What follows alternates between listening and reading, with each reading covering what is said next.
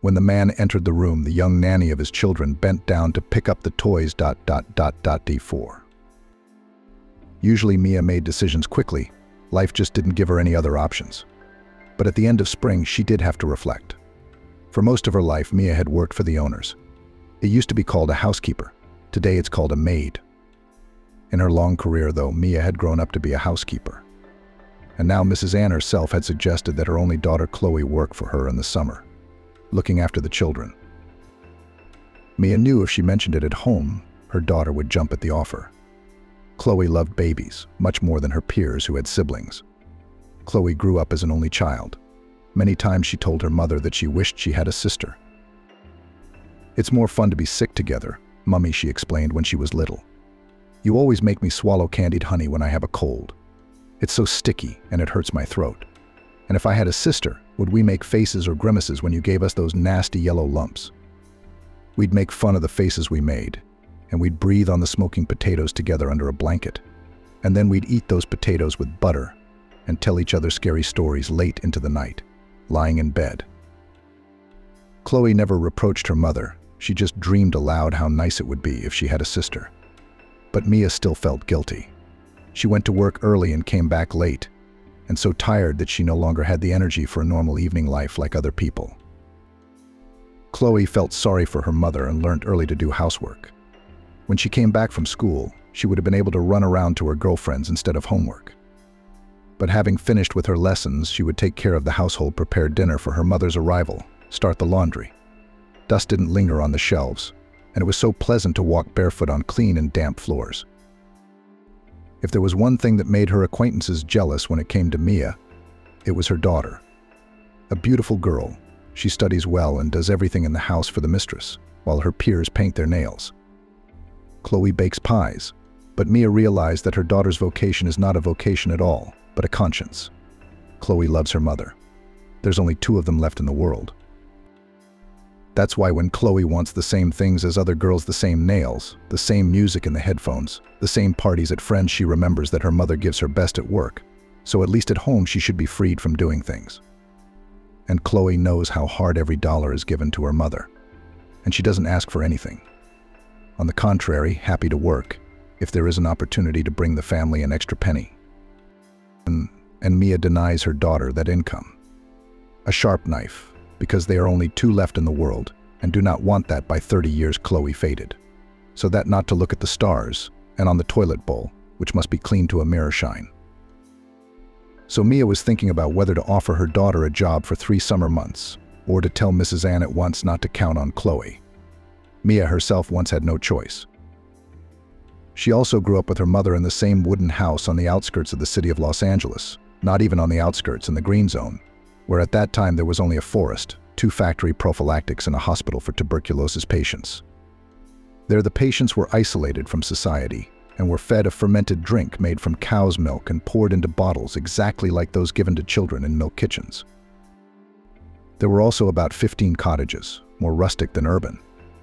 They were inhabited by those who worked in the prophylactic centers and in the hospital. They had a hard time because all they enjoyed was fresh forest air and work nearby. And they had to get to shops and everything else by bus, which ran once an hour. Less often it was possible, but not more often. But when those times were over, these places became a tidbit for the new rich. Wooden houses were bought up, the forest around them was cut down, and mansions began to grow here, one higher and more beautiful than the other. First her mother, and then Mia herself were offered to buy their house. And the buyers were very different. Some of them persistently persuaded the owners. Others kept such a tone that one had to fear refuse them, and at night your house will set fire to your house. After all, the buyers were not interested in a simple house with 3 windows, but in land, the land of the national park, a plot surrounded by a pine forest, a stone's throw from the river. And then my mother fell ill, got seriously ill, and never got up again. And she said to her daughter, "I want to die in my house down to the last plank, down to the last blade of grass. Men don't have that sentimentality, they only twist their fingers. Come on, Grandma, let's move to a city flat. There's a clinic a stone's throw away and a pharmacy on the ground floor. You've had enough." Mom loved everything here, the wooden porch and the boards. My grandfather built it, that porch, and peonies, daisies, apple trees all grandmother planted, and pink flowers, the names of which nobody knows, generously sprout every spring and stretch upwards. And at the end of July are already above the windowsill, and in the window to the sick peeking say, "How are you here?" I'm like an old tree. I can't be transplanted with roots, my mother said, not getting out of bed. I want to stay in my room until my last day and leave, looking at my flowers, at that spruce that grew with me, and is now so tall you could make a ship's mast out of it. Mia was finishing school then. What was there to do? I couldn't go away to study. You can't leave Mum alone. And you couldn't live on Mum's pension either. I'll get a job, she thought. And the garden fed its owners. But it wasn't enough for Mum's medicine and everything else. So when another mansion was built near their house, the new owners moved in and advertised that they were looking for a housekeeper. Mia was scared out of her wits and decided to give it a try. It was still a young family, a husband and wife. The wife's name was Mrs. Ann and the husband's name was Michael. Mrs. Ann had her own institute. Yes, her own private institute, which gave a very good education. It was a business given to Ann by her parents. The girl grew up spoiled, shone at school, won all competitions and Olympiads. Then she graduated from an economic university with honors and immediately began her PhD thesis. Rich parents who wanted to see their daughter at the head of the family business realized it is not her. Ann went headlong into science. And now she is the rector of the university in 30 and a little. She has under her command work excellent teachers. The building is one of the most beautiful in the city, and to study here are strictly treated. Here students will not be able to work part-time somewhere else and attend lectures at will. From time to time it will not be possible to pass an exam or credit by paying a teacher. Here you study seriously, and all the years spent in the walls of the university. Students see nothing but classrooms, library and atrium, where the institute's festivities take place. But during the years of study you can get a foreign internship. And after graduation, you are already expected to work in a prestigious firm. Employers were queuing up for Mrs. Ann's graduates. Well, the couple were very different. Mrs. Ann was a young woman, dressed austere, her age was uncertain. Her short hair had begun to gray early. She wore thick black-rimmed glasses rather than lenses when she had vision problems. She bought expensive but austere clothes without any hint of femininity. Jackets, trousers, blouses in the style of men's shirts. It seemed all the more surprising that Mrs. Ann had chosen such a husband. Michael, though the same age as her, was of a different mold. Very good-looking, like some kind of artiste, but a chatterbox. When Mia came to the interview, their first meeting with the landlady was called an interview. The girl didn't realize that the handsome man who hung around the house, not knowing what to do with himself, was the landlady's husband. Mrs. Ann was perhaps even more scrupulous about keeping house than she was about her students. Mia knew only that her mistress had been used to servants since childhood, but it was difficult to find a common language with them. Later, Mia learned that she had become the 10th in the last year. Of those who had picked up a Hoover in this house, no one before her had ever stayed here for long. The house was a large, two-story building that could fit a village cultural center. But of the few staff, only a housekeeper and a gardener were hired. The interview was paid for. It meant that any girl would spend at least half a day traveling to the countryside. Mia's eyes widened in surprise when she was told about the money. Pay me for what? It's not like I did anything. She was different from the ones the agency sent at all. There were modern girls, and Mrs. Ann was a little tormented. She'd become quite a good physiognomist by talking to the students. Mrs. Ann had no doubt that the next applicant, who first of all asks about salary, schedule, and weekends, will not remember all her requirements, which meant they would soon have to part ways. So what's next? One has to spend time selecting another housekeeper. Mia had the looks of an 18-year-old girl and the eyes of a grown-up, tired woman. Try to maintain a carefree look when your mother is hopelessly ill, and all the cares of the family have fallen on your shoulders. Besides, not even hoping to be taken in, Mia still sat in front of the potential mistress with a notepad and wrote down wishes. The holy place was Mrs. Ann's office. God forbid she should be careless with office equipment cords, dust off her laptop with a common rag, or move papers so that the landlady couldn't find them right away. No using the host's belongings under any guise. No apologies, I'm sorry, I accidentally put on your slippers or wiped myself with your towel. Her work will be from 6 in the morning to 3 in the afternoon, and during this time you need to have time to do all the household chores, and iron the laundry, and prepare lunch, so that when the mistress returns, everything will be in order. Do you understand? Mrs. Ann asked, looking at Mia over her glasses. No one had ever called the girl you before. She was embarrassed, blushed, and said she would try harder. Mia decided that she would do her best to keep this place because it was her salvation. The mansion is right next to her house, always able to run to her mum if there was an emergency. At 3 o'clock, she, Mia, would be free by now and would rush to feed her mum lunch. And the salary, if the landlady's not lying, will allow her and her mum to forget about the lack of money. Are you all right with that? Of course. Well, come with me then. I'll tell you more about your duties. And Mrs. Ann walked briskly through the house, Mia following her with the same notebook in her hand. Mia knew from the tone of her voice that she had to remember everything the first time, that no one would repeat it, and that it was better not to make mistakes later. Mrs. Ann was conservative. She was used to a certain kind of soap and toothpaste, to the smell of expensive washing powder, to soft peach towels. How to make the bed, in what order to arrange boxes, jars, and vases in the kitchen cupboard so that everything could be found with closed eyes. Yes, there was a lot to memorize, but Mia was so attentive to every word of her mistress that she was practically never wrong from the first days of work. And just as importantly, she knew her place. They say there was one girl among the maids who was so shallow that she dared to address the mistress as you. And it was certainly her last day in this house. Mia not only did not allow herself to be pandered to, she did not dare to speak too much, only asking questions if there was sometimes a question about cleaning or if she did not know where to put something or what to cook.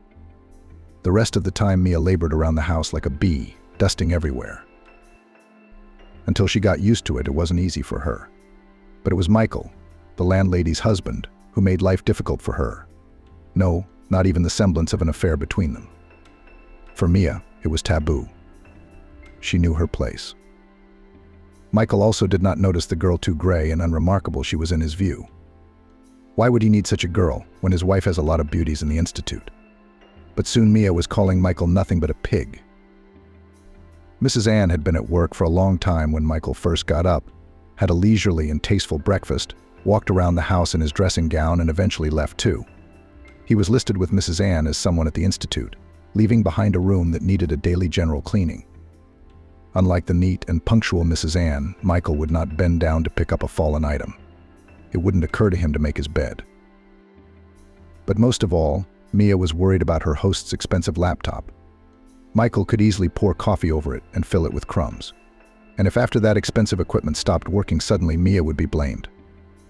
Every day she waited with bated breath for the landlady to say that she had done something wrong and she would be sacked. Mrs. Ann kept a close eye on the girl, reprimanding her sparingly. And by New Year's Eve, she gave Mia not only her salary but also a bonus in an envelope. The girl did not have time to buy herself a warm down jacket and boots, which she dreamed of and needed so much. Suddenly her mother passed away. Grief, like a bottomless well. The loan for the funeral, the need to pay it off, and the desire to leave after her mother, all this surrounded Mia with a black blizzard. Maybe because after so many years of living together with her mother, for the first time she was alone and felt fiercely lonely. This hasty marriage happened. Her future husband was a neighbor. Or rather, there was a family of neighbors, elderly spouses, formerly belonging to the middle class. After retirement, they had bought a cottage in the Green Belt, and they had an only son, Ben, who was much older than Mia. Ben had long ago left for another city, a regional center, and was building a personal life there. And then suddenly his parents started looking for a bride. Mrs. Caroline had talked to Mia in the shop, walked her home, and asked her to visit. She looked round, asked for tea, and spoke slowly and thoroughly about her son. With his first wife, he was unlucky. She was a mercantile woman. So Ben recently divorced, and the ex-wife took everything from him. The worst part was the flat. Mrs. Caroline's voice had changed to one of hatred. We helped to buy the place. Ben did a beautiful renovation. He took a year's leave from the institute and spent a whole year fixing up the house. Can you believe it? He did everything with his own hands. Wardrobes, shelves, hangers. And that wretch Emma. She thought she'd paid me off, said Mrs. Caroline. She borrowed money from someone, called Ben back, paid him back, tears. You can't buy anything decent with that money. And Emma said they were even, the way she'd packed. You wouldn't believe the bags she stuffed with cheap stuff. You know, the kind they sell in grocery shops, paper ones, full of stuff. I stuffed everything in there, and unwashed pans with grease dripping from them, and my downy shawl that I'd forgotten, stuffed the bags, put them in the hallway. Go away, Vasya, and give me the keys. And this fool started playing the noble game. My father and I persuaded Ben you should have sued your Emma, and for every rag, because there are no children in common. Why feel sorry for such a cheat, but no, he just walked away. When he showed me how much money Emma had given him, my father and I gasped just enough for a room in an old foundation. You know, the ones that are going to be demolished. They say there's a whole city resettlement program coming up. They'll move out the communal rooms and give him a one-bedroom, but in the meantime, as soon as he has a free moment, he comes to us such a golden boy, and he's so unlucky. We'd find a girl, even if she was poor, but decent. And we'd live happily ever after, like me and my father. Mrs. Caroline was no longer acting as a matchmaker, but as the owner of a purse that needed to find a suitable mate and procreate. How can Jack and I be without grandchildren in our old age? How old are you? 19. It's about time you had a baby. It's about time, girl. Mia, who'd been trying not to contradict her elders since she'd started working as a maid, had lost her right to speak and listened. Mrs. Caroline drew her conclusions and brought her son to meet her the next weekend, as soon as he arrived. Ben was a short man of 34 with a disproportionately large head and sparse, downy hair. He was beginning to show a bald spot. He was dressed differently from his peers. Mia couldn't help thinking that his mom had probably picked out his clothes for him and carefully stored them away year after year. You don't see those blue and white flowered shirts with small white letters in any shop anymore. Maybe they used to sell them. Ben immediately looked at Mia with admiration, not knowing her at all. Just by looking at her, he already seemed to be in love. His eyes were blue and his gaze as simple-minded as a child's. And immediately, after that first meeting, Ben began to court the girl. He came every weekend, and during the week he called and talked to Mia. He brought her some trinkets, perfume, and a black velvet bag, a beautiful cup and saucer. Perhaps Mia had never been able to buy anything like that for herself. They lived on a pittance, and Ben proposed marriage very quickly a month after they met. By then he'd already fixed Mia's porch and was digging beds. And Mrs. Caroline was constantly giving the girl home-cooked food or something sweet for tea. It created the illusion of a family for Mia. It seemed that she was gradually being incorporated into it, like a jigsaw puzzle, taking her place in the overall picture. Of course, Mrs. Caroline won't replace Mum. They can't even be next to each other, Mia thought. But I'll have a husband to take care of me, and my mother-in-law will be my soulmate. The loneliness would end. And Mia said yes. A month later they were married. And a year began for Mia, which she later recalled as something strange and unreal. Ben willingly left his communal flat and moved in with her. It took Mia, inexperienced in these matters, 3 weeks to realize that Ben was an inveterate alcoholic. Before, his parents had poured him a glass of cold water when they sent him to visit a girl. And during his brief, no longer bachelor period, Ben kept to himself, didn't drink. But when he felt himself an independent head of the family, he went into all sorts of trouble. If he and his young wife were out for a walk, Ben would go to the shop for a minute and then go on with a bottle. In the evenings, he would take a bottle and ask to go somewhere under the plausible pretext, I have to help a friend, or I've been called to work. In reality, Ben would go to a nearby bar and stay there for hours before coming home drunk. Mia cried and demanded a promise from her husband that it was the last time, that it was the very, very last drink. And Mrs. Caroline had a heart-to-heart talk. Nothing worked. Under the threat of divorce, Ben went to a desperate step for himself, found somewhere in the private sector, a hypnotist grandmother who encodes to classical music with a guarantee, as he told himself. In fact, Ben may have been to the woman, but he would go straight from her to the shop. He would have a drink on the way and return home, swaying, with a branded dark bag and with his naive blue eyes showing that the bag was empty and therefore there was nothing to scold him for. Mia's character had changed so much over the year that, having been quiet before, in November she smashed a bottle of vodka against the kitchen sink and, holding the shards in her hands, demanded that Ben leave immediately, along with his belongings. And in December, Mia gave birth to a daughter and named her Chloe. The parents stood up for their son.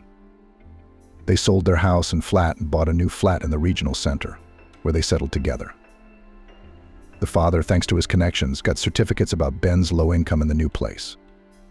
It's nothing, which means the child's support will be symbolic. You feel sorry for your child, and we feel sorry for ours, Mrs. Caroline told Mia over the phone in an icy voice. All friendship with her mother-in-law ended instantly. There was no mention of gifts for her granddaughter, and Mia had only one hope left for Mrs. Ann, who, against all odds, had saved a place for her while the young woman was unable to go to work after giving birth. Chloe was 3 months old when Mia entrusted her to a neighbor and went to work. Even a still young, full-figured woman managing such a large house would be hard, especially when you consider the demands Mrs. Ann had made on the household. Sometimes, if Mia had the energy to read a book or watch a film in the evenings, she drew parallels. So, watching the film in bed with the enemy, the main villain demanded of his wife that the towels in the bathroom should be mixed to the same length, 3 pieces hanging evenly, edge to edge. Mia thought that Mrs. Ann had not yet reached such a point, but probably will soon. And later, while reading the novel The Defeated, Mia burst into flames and said to her daughter, who was then about 8 years old, "Look, Chloe, how well written. I've never seen such an insufferable old woman before. She's a neat little bore.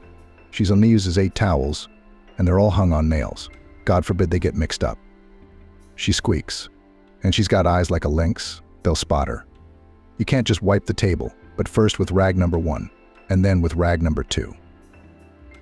And there are 8 rags, too." "Is your landlady as mean as that?" Chloe asked. "No, but Mrs. Ann has 1,000 rules she can't break. If I'd forgotten or messed up a few times, I'd have been kicked out the door, too." What helped Mia was that she was responsible, conscientious, and at first she was so afraid of losing her place that there was nothing more important to her in life than doing things the way Mrs. Ann used to. But afterwards it became a habit for Mia herself, and she began to fulfill her household rules on automatic. Sometimes when Mia returned from work, too broken, too exhausted, she would sneak pain pills. Chloe would ask her, "Get away from your Baba Yaga." But once Mia caught her breath, she asked, "Where would I go? I'm close to the house and I can come running any minute if you need me.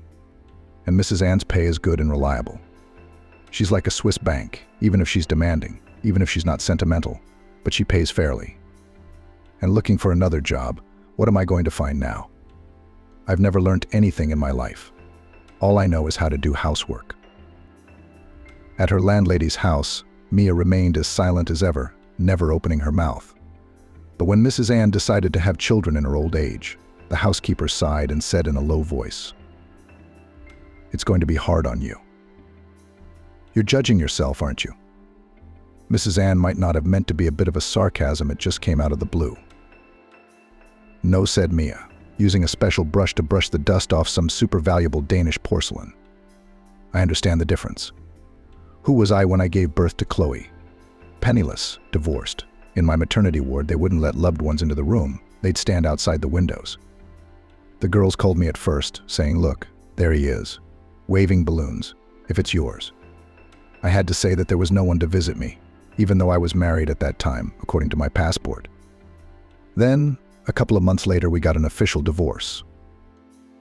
And for all these years, neither Ben, nor father-in-law, nor mother-in-law, who seemed to dream of a granddaughter and asked me to give birth, no one has never once asked about Chloe and did not come to visit, and gifts for the girl's birthday did not pass only a receipt for alimony. Once a month, the postman threw in the box generously alimony as much as 2,000, so that the daughter, as they say, do not deny themselves anything. I know, Mrs. Ann, that you wouldn't dream of living like this. May your little ones do well, but not like mine. I was always afraid I'd never get Chloe back on her feet. I wouldn't have the time. Something would happen to me and she'd be without her mom, and I wouldn't get to watch her grow up. I won't stand up for her if someone hurts her. I won't wipe away her tears if she cries. Mia was embarrassed and didn't continue. But she couldn't say that Mrs. Ann, for all her wealth, was not immune to disease or the accidents of fate. Medicine allowed her to give birth to twins at that age, and if everything was done artificially, twins are not uncommon. And then it was just a matter of asking God to let her raise her sons and enjoy them. And Mrs. Ann, though she was usually quick to use harsh, barbed words, this time she remained silent in thought. At that time, the nannies in the house were changing at the speed of light. Mrs. Ann would not have cared for Sam and Ben herself, not even in her mind. She wasn't going to leave school. As soon as the mistress got stronger after childbirth, no more dizziness and weakness in her legs, she hurried to her favorite university, to her office. Reading lectures and signing papers is much easier than babysitting twins, Mia thought. Mrs. Ann was incapable of such self-denial as enduring sleepless nights and putting up with the children's whims. Perhaps her mistress was afraid that she was missing time that she could never get back and would be alone in her old age. Because her useless husband Michael was no better than loneliness. That's why Mrs. Ann decided to have children, but she was not able to sacrifice her time and comfort for them. Nannies started coming to the house. She remembered the dog waltz with its simple rhythm. Everything was played out like a sheet music. Another applicant at the interview, the girl was delighted with the salary and conditions, and 2 or 3 days of work and a kick under the heel point, because none of them could not please. Mia had her own relationship with the nannies, whom her landlady Mrs. Ann changed like gloves. Some the housekeeper supported, though there wasn't much she could do. Mia would take another sack nanny into the kitchen and give her tea. "Don't cry," she'd say. "I can tell you one thing for sure, Mrs. Ann won't write you a bad reference. She just won't take the trouble. She'll forget you exist tomorrow. So you'll be fine. You'll get a new job, you'll make money." She talked to me like that. The resentment and bitterness of exile choked her. Now, I have the feeling that there is no one worse than me in the world, that I am the laziest and most promiscuous. But to put it all out of my head, it seems to me that the mistress has such a character that she herself is not always happy about it. It's the same with children. You know what they say about kids, he sat on gray. This is when a child realizes that he is behaving badly, that he is just being cranky for nothing. Then he's disgusted with himself, but he can't help it. That's how it is with Mrs. Ann. She has no one left in her life except her husband. Her parents are already dead, her children are still small, and all the energy she has after work, after the institute, all her thoughts she stuffs with such nonsense that the vases on her shelf should stand in a certain order, and the servants should walk in one half, and so on. Wave your hand and get out of here. You're about to have a new life. When the girl's grief had subsided a little, she found the ability to think about someone other than herself. "How have you survived so many years here?" The former nanny clapped her wet eyelashes, but Mia wasn't being sincere. "Well, someone has to keep an eye on this house," she said. "And you go home now and forget about what happened." But not every fired employee deserves sympathy. Mia knew there were those who hoped to sneakily ignore the housekeeper's rule. It's a case of just in case. The housekeeper was not going to comfort anyone, but only thought that she would have a hard time in the near future. While the mistress was looking for a new nanny, Mia had to take care of the babies. Michael was not only not a good father, but no father at all.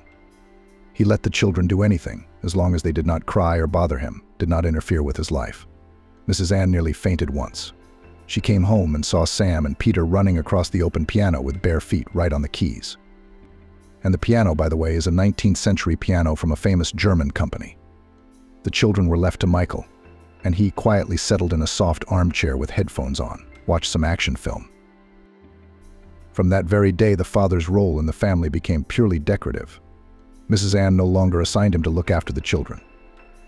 On the contrary, the newly hired nanny was told to see that the twins did not sneak into their father's room and do something with his connivance.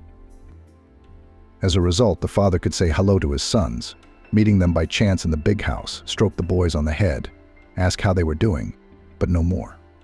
This situation suited both parties, children and adults alike. In the period of supervision, Mia watched over the boys and fed and entertained them without fail. Sometimes Chloe also came to help. The twins adored her. They perceived the girl as an older sister. No one could think of such exciting games. And at the same time, Chloe watched closely to ensure that the kids did not make trouble, do not go wild in the house, and nothing happened to them. Once Mrs. Ann returned unexpectedly from a business trip. Chloe was playing with the children in the garden. The three of them spread a blanket on the grass and competed to see who could come up with the scariest story. No one heard the wicket door open. Mrs. Ann stood looking at the friendly group and said to Mia, "I wouldn't mind if your daughter became a childminder during the summer holidays." This was a complete surprise to Mia. So the landlady was willing to pay her daughter's salary. But the housekeeper didn't even nod. Listened to the offer nonchalantly. She was going to give it to her daughter and let her decide for herself. Chloe saw herself, and from the stories of her mother knew that the work in this house is not sugar. So it was up to her to agree or not. "Oh, let's give it a try," Chloe lit up. "I was looking for something while I was free from school anyway. Do you think it would be easier for me to waitress in a cafe or dishwasher or camp counselor? Let's at least spend the summer together. I don't see you with your job." Well, look what happened to the next babysitter. Until now, Chloe was amused to hear stories about the hapless maid. Mia just shrugged her shoulders. It's easy to guess they fired her again. Why? This time she deserved it. Mia said it in her heart. An old woman came in and needed the money so badly she made the big mistake of pleasing the kids. You know how that turned out? The boys ended up smashing an antique statue that Mrs. Ann had brought back from somewhere in Europe. But most importantly, they sneaked into the landlady's study, got into a fight, and knocked coffee over her laptop. It's an oil painting, isn't it? I don't need to explain to you what happened next. Chloe sighed. I can imagine. So you're going to have to, if you take it on. And until the new nanny comes in, haul all that load from morning till night. Wake the boys up, dress them, feed them, and work on them till bedtime. Mrs. Ann's going to Chicago for a week. But you know how she is. Everything in the house must go on without her. No indulgences. Chloe didn't think long. Tell her tomorrow morning that I agree. And she did not say how much she would pay me. For the first time after Chloe took up her duties, everything went quietly. Mrs. Ann didn't seem to look at the girl much, but both Nanny and her mother knew that she didn't. The mistress notices everything. And if Chloe gets offense, she'll be refused a place. And yet the girl was a little easier than other nannies. Firstly, she sincerely attached to the children, and the feeling was mutual. Secondly, on every question Chloe could turn to her mother for advice. Soon Mrs. Ann did leave as she had intended. It was then that everything began. Michael, in the eyes of Mia, called Mia by patronymic, but in the eyes of the patronymic he did not deserve.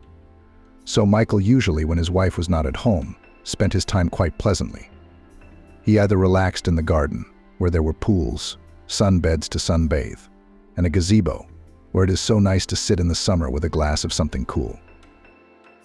If the weather didn't cooperate, they could sit in the living room by the fireplace or in the marital bedroom on the huge Arabian-style bed. Mia thought the bed had been bought for Michael's sake, too.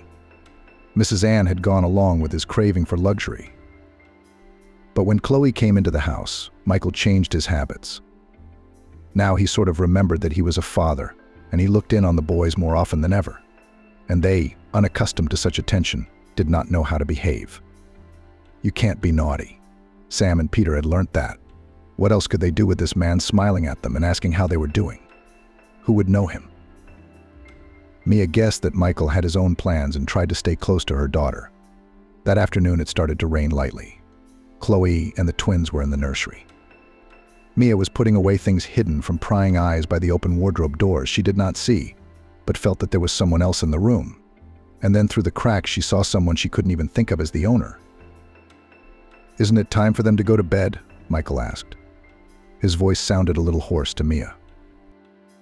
"We're past our bedtime," Chloe said, taking a box of knots off the shelf. "We sleep until 4. "It's a pity." "Well, what then, girl?"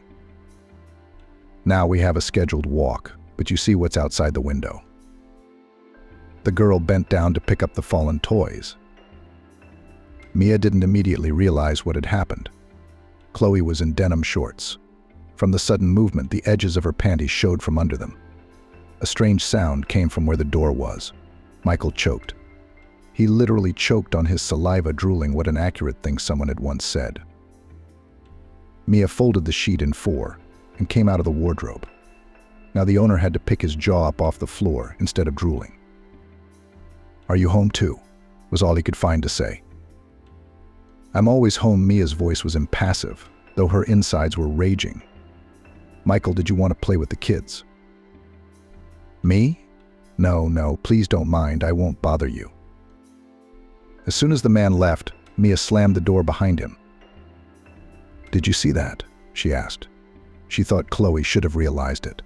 Her daughter surprised her by raising her eyebrows in bewilderment. "What was I supposed to see? How he looked at you. But so were you." "I bet he did, wearing a thong to work." That old bastard. Mia never swore in front of her daughter. But today she didn't hold back, with all the profanity of a sailor. "He's not old at all." Chloe sat down on the carpet, opening a box with knots, and the twins immediately surrounded her. Mia was silent, and then came and stood so that her daughter looked at her willy-nilly. Chloe lowered her eyes. "You know that you and I are alone in the house now," Mia said. "The servants," Chloe said, emphasizing her mother's position. "The servants," Mia continued stiffly. "And so I'll tell you, I've never wondered how two people as different as Mrs. Ann and her husband came to be together. In my opinion, he's not a good match for her." "Well, that's as simple as it gets. She bought it. What's there to guess at? He's 10 times her age and probably suits her in every way. He's doing just fine living here on his own." Chloe, maybe, was waiting for her mother to object. But Mia continued in the same tone. Her daughter hadn't heard her say that before. "Anyway, it's their life. And you and I have been given the trust of letting us into this house that has opened up before us. And it has never, ever occurred to me to take anything here, not a biscuit in the kitchen, let alone another man's husband." "I see," said Chloe. "What do you understand?" "I see now why Mrs. Ann loves you so much. She needn't get a dog with you. And what? A golden woman serves. She keeps quiet, barks at strangers, protects her master's goods." Chloe suddenly changed. Mia asked almost pitifully. "It is you, so Ben once could say so, but from you." Chloe was silent, then said, "Machine folding puzzles, well, what now to regret? All the time should have chosen a father of pure, noble blood." Mia felt infinitely tired. "Well, the only thing I'll ask of you is that I'll think of a reason why you can't work here anymore. Today you have already worked as much time as you should, and tomorrow." Chloe was silent.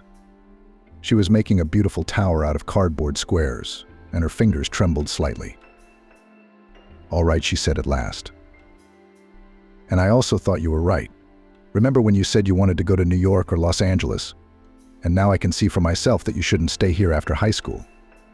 The further you go, the more you change, the more you become a new bird. You used to be different, and now you're going to look at me funny. I'll still be a maid. Our house will remain old and dilapidated. In short, whatever I can put away until you pass your exams. I'll give you all this money, and God be with you. You know how to do everything, you've learned everything, and I think you'll do well. But we can talk until then." Chloe looked into her mother's eyes for the first time, and something in the girl's gaze flashed so childish, former. And both mother and daughter laughed embarrassed. The storm had passed. The last school year passed quietly for Chloe. She never found out what Mia said to her mistress. But the girl was no longer invited to work as a nanny. "You better try harder at school," said her mother. "Do you still have to go to university?"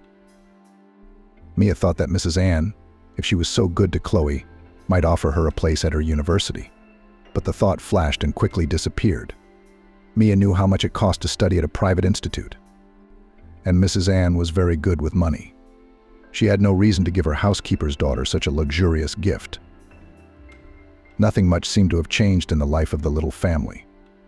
As before, the tired mother returned in the evenings from work, and Chloe had time to study for honors and run the household. Enough with Mia, God. And yet for the first time between mother and daughter there was some reticence. Chloe passed her final exams with high marks. Helped the girl also that she was not nervous. God knows why. When they were taken to another school to pass literature, Chloe's friend became ill. Worries, stress. The teacher, who came with the guys, did not allow to approach Inna. The organizers themselves called an ambulance to the girl. When the medics left, Chloe sat looking at the pale faces of the graduates, gnawed the cap of a cheap plastic pen, and wondered why she herself did not tremble inside. Probably because Chloe realized that no matter how she passed her exams, the life she had set for herself would not leave her. So what was there to worry about? Chloe received high scores. If she stayed in her city, the choice of educational institutions for her would be small. But her mother looked as if in water in her thoughts the girl swung to the capital universities. Mia saved money as well as a handsome young man. But she still gave her daughter a decent sum to Chloe to buy a dress not worse than other girls. In her daughter's classmates, it was a real quest, which they passed with burning eyes. To order in the atelier or to buy. And if to buy, where to buy? Short or ball gown style. Or maybe a chic evening dress, sparkling with rhinestones. Mia paid not only for the dress, but also for everything she was supposed to: photos, videotaping, a restaurant. Certificates to the best graduates were handed out in the town square. The guys who received medals stood on an improvised stage, and a golden rain of confetti fell on their heads. Glitter was left to shine in the girls' ceremonial hairstyles. And Mia cried for the first time in years. Maybe for the first time since her mother's death. The main stage of her dream, getting her daughter back on her feet, was behind her. Yes, there was still university ahead, a diploma. But still, if something happened to her, Chloe would not be lost somewhere, but will enter. And the main thing, she will not be given to an orphanage. Thoughts of orphanage often came to Mia, because she knew her daughter has no one but her. In all these years, Ben had never appeared on the horizon. Never once brought his daughter a birthday present, never asked if Chloe needed anything. Immediately after the divorce was formalized, Ben's parents hustled and found him a new wife, older, and with a teenage son. The wife was patient and obediently endured her husband's drunkenness. For this, her father-in-law and mother-in-law constantly gave her gifts and promised her a flat after his death. Mia knew if she left before the deadline on the other world, and Chloe in the family of his father will not be taken, and surrendered to the state. Now the daughter is an adult. Mia wiped the tears running down her cheeks, and Chloe seemed to her more beautiful than Botticelli's Venus. That evening at the restaurant, Mia sat in the corner of a long table, in the farthest and darkest corner, not mingling with the other parents, and drank too much. She hadn't had a more worthy occasion in years past to relax, to take a short break from the harness she was pulling. When Chloe, in her silk dress, approached her mother, Mia looked at her daughter with an unseeing and slightly hazy look, and could say nothing. I see. The phone was in the girl's hand. Having just taken selfies, she started dialing a number. I'll send you home in a taxi now, Chloe said. Mia tried to object that it was expensive, that other parents would give her a lift, since the buses were no longer running. But Chloe wouldn't listen. Once home, Mia was going to wait for her daughter, to make sure she had met the dawn and arrived safely. But instead, as she was in her best dress suit, she fell asleep on the bed. And in the morning, having made sure that Chloe was in her room, Mia went to work as usual and dusted with a special brush, and scolded herself for the fact that after yesterday's shaking hands. Chloe passed the competition in the institute she chose, and went to Los Angeles. Mia was anxious to go with her. She would take her daughter to a strange and unfamiliar city, help Chloe to settle in the hostel, and look at the famous city, which she had never seen before. It would have been the biggest trip of Mia's life. But Chloe wouldn't take her. I'll do it myself, she said. You'll be tired going back and forth, the road and all that. I'm a pretty independent person. Have you forgotten? Mia knew one thing: her daughter had grown more and more confident over the years.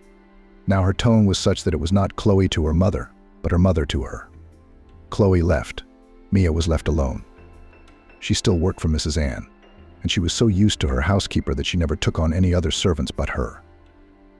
If there was a general cleaning of the housekeeper invited the women from the cleaning company.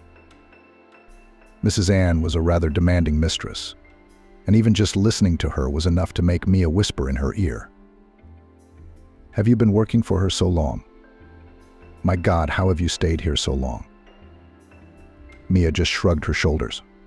She didn't understand why she lived in this place, and never tried to change it.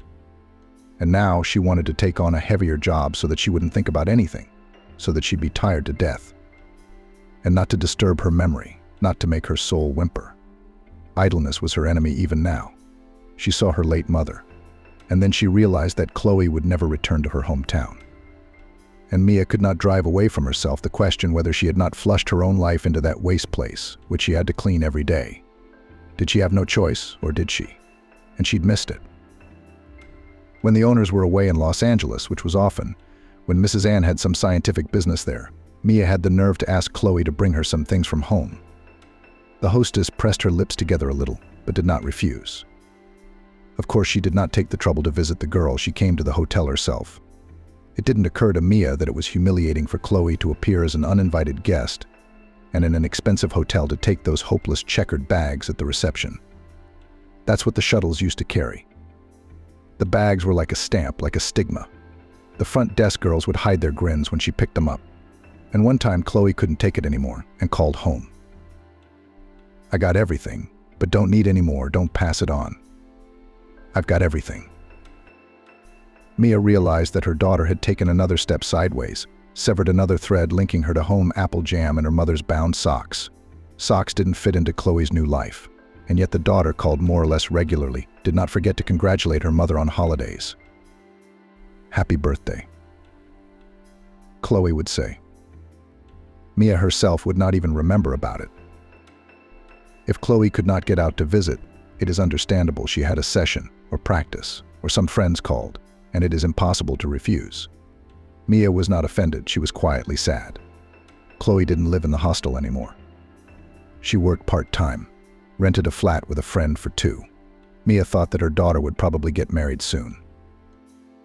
Once again, when the owners left for Los Angeles, Mrs. Ann returned early. "I'm alone," she said nonchalantly, "no matter what happened." But this time Mia sensed trouble, and she wasn't wrong. "We need to talk." "Let's go into the study," Mrs. Ann said. Mia followed and thought about what she was about to hear. She was being fired. This way everything could be solved on the spot. No need to have a conversation in the office. Mrs. Ann sat down at the antique desk, which she loved very much. "Sit down," she said, pointing to the chair opposite. She was silent for a minute or two, then spoke this time. "I didn't just go to a scientific conference. I saw a doctor. He confirmed the diagnosis." Mrs. Ann named the disease. Mia gave a startled gasp. She'd heard it was a short-lived disease, a year and a half. Only 7% passed the 5-year mark. And only a few people live long. Mrs. Ann translated the diagnosis into numbers. "Are you going to cry?" "No time. There's a lot to do, a lot to do." She began to list what she'd come up with in the last sleepless nights. Sam and Peter would be going away to an expensive public school. There was no telling how things would turn out. They'd better get used to it right away. There they would be brought up to adulthood. Their eyes met. And they both remembered the conversation they'd had long ago, when Mia had mentioned her main fear, not being able to raise her daughter in time. But Mrs. Ann had other options. Her children would not be lost. "I'm going away for treatment." "No, not abroad. To the same doctor where I was, the same hospital. But I won't be home for long. You'll see to it that everything goes on as usual." Mrs. Ann paused again and added, "And if anything, you'll see to the funeral." With a gesture, she stopped Mia's objection. "I'll give all the arrangements to the funeral parlor. Just pay, and they'll do it for you. It'll just take an outside eye to see if everything's going right. As you realize, I can't do it myself. And Michael's always missing the important or the unimportant." And Mrs. Ann did go away for a long time, 6 months. She'd call Mia from time to time, asking about the house, giving her directions. Although Mia had been a housekeeper for so many years that she knew the daily seasonal chores by heart, when to wash the windows, when to do the general cleaning, when to have the carpets cleaned. Mia didn't ask unnecessary questions. She tried to understand how her hostess was doing by her tone. The tone was uneven, lifeless. And then Mrs. Ann rang to say that she and her husband were coming back in 2 days. "Welcome back," she said. Mia couldn't believe that she missed her, that she was waiting for her mistress to arrive. With hidden joy and at the same time with fear, what news would she bring? She didn't have to ask. Mia realized everything herself when the mistress, leaning on her husband's arm, walked towards the house. It was not for nothing that Mrs. Ann had told her to prepare a room on the ground floor. Not the marital bedroom, not her favorite study. She couldn't climb the stairs. "No hospice," Mrs. Ann said. "I don't expect the walls of home to heal, but at least they're comforting." Mia was busy helping the patient to get settled. She hadn't expected Michael to look so upset, partly even confused. Was Mrs. Ann's husband more mentally organized than Mia had thought? She thought nothing could upset him. The housekeeper had become a carer. Mrs. Ann had a rare patience with pain. Mia realized, however, that medication couldn't take it away completely. But when it came to routine matters, the landlady was the same. Here she was at her best. It was as if Mia was back in the days of her youth, when she had been terrified of making a mistake, not making the coffee strong enough or too sweet, not changing the linen in time, not answering a question in the wrong words. It's a good thing Mrs. Ann was farsighted enough, and the twins, Sam and Peter, had gone to a boarding school beforehand. There was no need for the boys to see all this. Mia remembered the last few weeks as a blur. It was unreal. After Mrs. Ann said, "I want to tell you about Michael."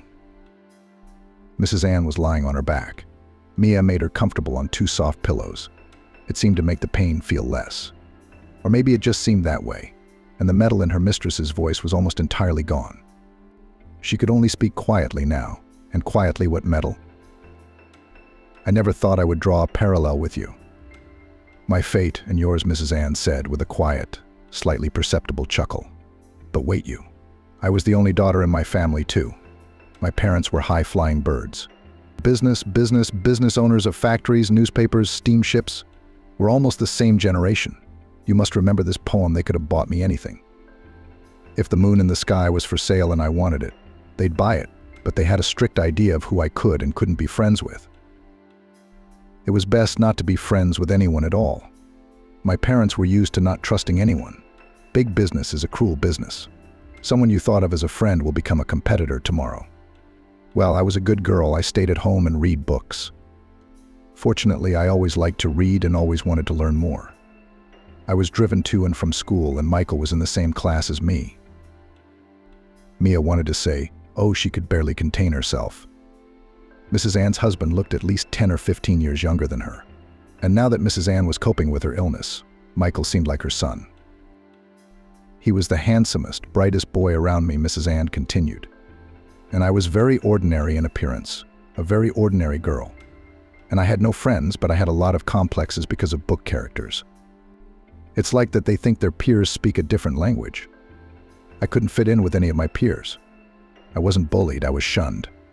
You know how a river goes round a rock on both sides and runs away? I didn't even try to get Michael to like me, because everyone would say I bought his attention. I mean, even now, before, when people looked at us, they would say in hushed tones that I had bought myself a husband. You've probably heard those words more than once." Mia wouldn't admit to hearing them from her own daughter, Chloe. "So I didn't fill my head with dreams and love, but tried to study, as one comrade used to say. And then came graduation night." Mrs. Ann stopped talking, taking a breath. "I had a gold medal, like your Chloe. Well, the tradition of graduation is a timeless one. We sat in the restaurant, and then the whole group went out to see the sunrise. It took a long walk along a path through the woods to get to the riverbank. We wanted to wait until morning to watch the sun come up. For me, it was almost the first time I was allowed to go out with my class without guards or chaperones. Maybe I deserved it with my medal, and I was allowed such a holiday, allowed to go with the guys. After all, we were parting forever. We'll never see each other again. But for me, that trip almost ended in tragedy." Mrs. Ann closed her eyes and put her hand on Mia's arm, squeezing her cold fingers lightly. "Imagine a large reservoir just above the dam. They're not called seas for nothing. These reservoirs, they're endless. When the hydroelectric power station was built, the river overflowed. Everyone knew that there were villages, old houses, even a church at the bottom. And the new banks turned out to be so steep, like precipices, sandy precipices. I don't remember why I got separated from the guys. Maybe I was distracted by something, but I was a few meters below the almost steep edge of the bank, and I couldn't grab onto anything. The slope was sandy, The sand was crumbling from under my fingers, and there was water and deep water below.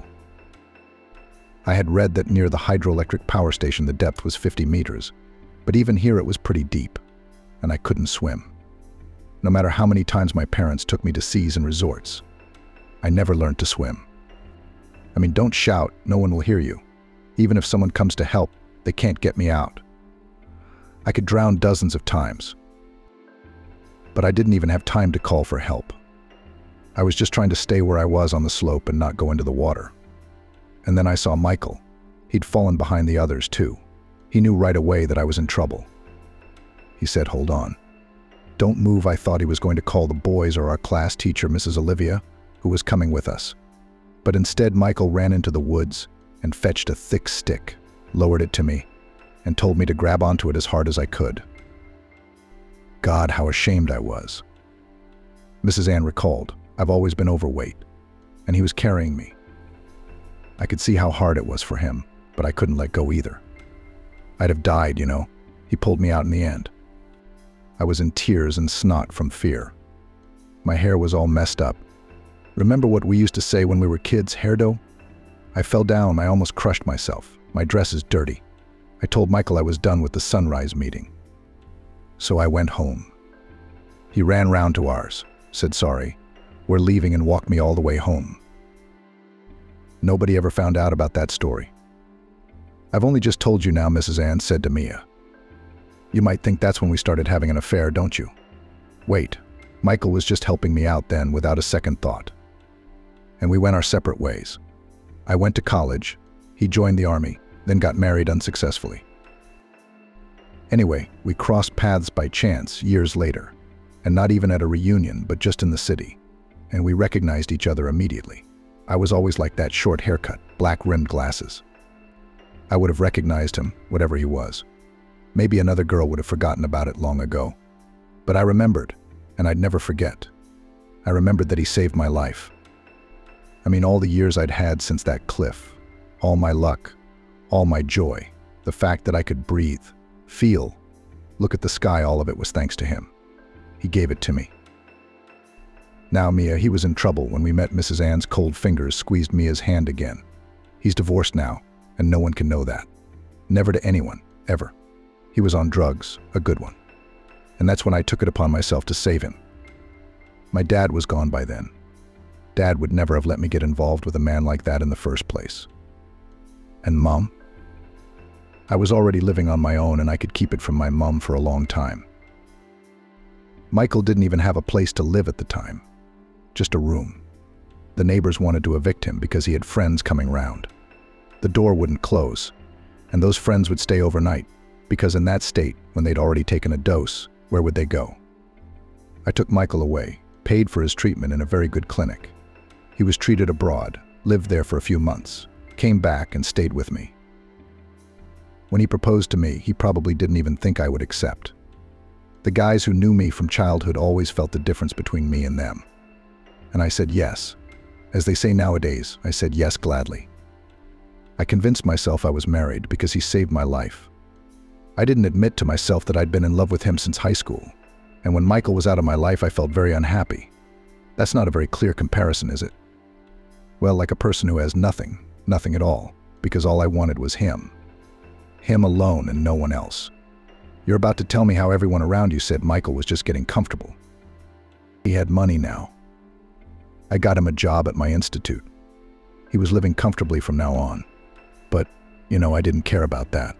It was worse than that. I always realized very well that he didn't love me. It's like a match, isn't it? It's like a match. It either flares up or it doesn't. Well, he never lit even a little flame of love for me. The kind of love that I would have lit in him. And my passion got kind of angry. I started demanding that other people do things my way. Because I couldn't do that with Michael. Long pause. Why am I telling you all this? Mrs. Ann continued. I thought Michael couldn't love anyone at all, only a life of luxury. Turns out he doesn't. He does. He loved your Chloe. Mia stopped breathing. And Mrs. Ann grinned. I knew it right away when I was in the hospital, when it was already known for sure that I would not recover. They met, and I didn't interfere. I even thought afterwards that maybe it would be better for him not to be alone. But in the end, your daughter rejected him. She just said she had another boyfriend, almost her age. She told him to go away and look after me, or he'd look like a real scoundrel in her eyes. His wife's dying, and he's lying there. Chloe had never let that stop her before. I'm gone. His mates left him. He's got nothing ahead of him. You know what Michael did? He did what all weak people do. He got back on drugs. That's why I'm telling you this old story, Mia. Not so you can fight with your daughter about me. But you had an alcoholic husband yourself. You know what fixes the hump, so I want you to keep an eye on him. By the time Mrs. Ann was finished, she had a persistent, painful dry cough, and no special syrup or water helped. Nothing worked. Finally, she was able to continue. He's in good health for now. I don't want him to end up like a drug addict. How? He won't listen to me, Mia said with tears in her voice. What am I to him? A servant. He'll listen to you. I've divided everything I have in my will. Most of it goes to the children. Michael will get a lot too, provided he gets treatment and he doesn't do anything like that for 3 years. Until then, he'll only get a monthly allowance and you'll get another share from me. Why me? I don't want anything. You don't have to look for another job, but you have to be there for him. That's a condition. Michael knows. Don't worry, I'm not going to control you. It wouldn't even occur to me. You have a head on your shoulders. You know our whole life and I have no one else to rely on. This will be your last job in Ann's family home. Understood? Now hand me my pills and go. I want to be alone. Mrs. Ann had to repeat her order one more time. There was no way Mia wanted to leave. She was afraid that the landlady, now that she had told her everything, might take her little white pills to kill herself. But everything went her way, and a month and a half later Mrs. Ann met the children calmly and quietly and said goodbye to them. Together with her agent, she planned her funeral down to the smallest detail. Mia was present for it. It must be the way royalty thinks things through. She'd said, I wish Michael had been there for the last hour, but it wasn't an hour. It was just the last night. One morning, Mrs. Ann did not wake up. In the days that followed, although the city's largest funeral parlor did take care of the arrangements, by evening Mia was so exhausted that she found it difficult to speak. Her tongue was slurring. Perhaps Chloe had been right to call her mother Mistress's dog. Mistress was gone, and Mia was doing the routine and making sure that the ceremony went as Mrs. Ann wished. Chloe must have learnt what had happened from Michael. She called her mother and carefully, as if stepping through a minefield, expressed her condolences. Mia accepted them discreetly. Chloe didn't ask if Mrs. Ann had left anything for her mother. It was probably already known. Chloe also didn't talk about her new hobby. And Mia didn't ask if her daughter was coming this summer, or if she would ever come at all. They said goodbye as strangers. Immediately after his wife's funeral, Michael went into rehab. He knew that otherwise he would lose his inheritance. But Mia wasn't sure of anything. Every treatment comes to an end sooner or later. Michael will be discharged. He will start hanging around the house again and looking for entertainment. There was no doubt he would eventually find some. Mia had a pretty good idea what kind. And with the money her landlady left her, Mia bought a house in the village, a big old house, a former manor house. She talked to drug addicts and found a few people who had quit and hoped to stay in that state as long as possible, preferably for the rest of their lives. Mia talked to each one and put together a team. She also found a woman named Jill. Outwardly, she was nothing special, a thin, petite, middle-aged blonde. But Jill had been working with people like that for a long time, and also Mia had never seen such a thing before. But on the example of her new acquaintance, she realized it was true. There are vampire people who naturally drink strength from you. Once you've been with one of those people, you leave like a squeezed lemon. And Jill radiated energy, gave it away generously, and everyone was always drawn to her. The women had a long conversation, clarified the nuances. The estate was far from the city. You could get to it by the only road. Every person was noticeable. If someone decides to remember old things, you can't bring anything here unnoticed. It would take everyone who settled in the manor to be engaged in healthy physical work. They're not bad people. And then everything should work out from there. Of course, you can't force anyone. And to live in such a commune or not is a voluntary matter. But someone will probably stay there for a long time. They'll have a vegetable garden, some animals. And Michael will always, every minute, be in front of Mia. 3 years. And both he and Mia will be free. He would get his money, and she would be free of the obligation to look after him. Mia caught herself reasoning already as a single person, thinking about what she would do when it was all over, and she would return to her parents' empty home, the ancestral nest, and calculate her pension so that it would be enough for everything. And probably sign up for the library. That's the way it would turn out one day. The old house was taking on a new life. It could be a museum, if someone had the will and the money, and if there were enough people to come and see the life of a 19th century landowner. Not a great poet, not a famous musician, but an ordinary man who loved his home and his fields. Mia stood on the first floor in the bay-windowed room she had chosen for herself. She looked out of the window and thought that the landowner must have had an office here, and he too looked out at the river meters away, at the willows leaning against the water, at the meadows. They were blooming now, and sweet to his heart. Mia had never allowed herself to be idle before. There was always something for her hands to do. But now Chloe, who had enough energy for two, was sure to take over. Jill enjoyed her new job, immersed in it with her head. She was the one who told Mia about the new residents of their little commune, and she had a kind word for everyone. Greg had worked all his life in the north, widowed, and thought he would live with his son's family and grandchildren. But his daughter-in-law first persuaded him to sell his northern shares and give them the money for a new car and repairs. Then she got him out of the flat and made him practically homeless. That's when Greg started drinking. Jill picked him up at some shelter. Then there's Tyler, a talented bard. He used to do a lot of gigs traveling, and afterwards, artists get a treat. At some point, Tyler realized he was losing his humanity. The tour was over. Even for himself, on his favorite guitar he couldn't play. His fingers refused to obey. Tyler was in drug treatment. Jill picked him up right after he got out. Brandon could have grown up to be a good kid, kind, no matter what. But his mom brought in his stepdad, who drank and got his stepson hooked. Jill told these bitter stories with genuine pity for her charges. She wanted to protect the weak in spirit, to help them. Mia, on the other hand, had shunned such people all her long life. She didn't want to take on the burden of caring for them.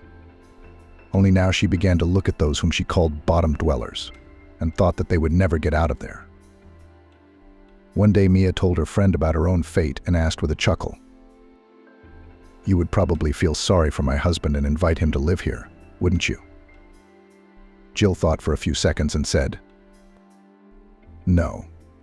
If he abandoned his newborn daughter, did not even remember her, it is already hopeless. She wouldn't call, and if she came, she'd kick him out." Jill confirmed her words by breaking up with one of the tenants.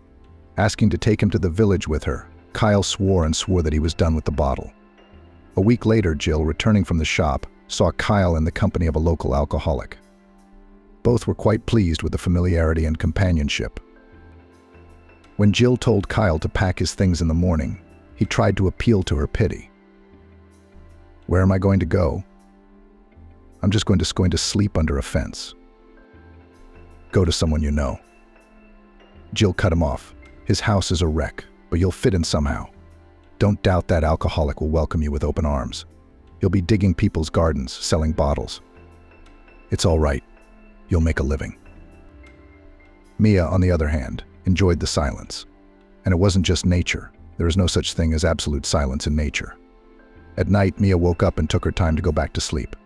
The window was open, and she listened to the nightingale singing, to the sound of a choir nearby.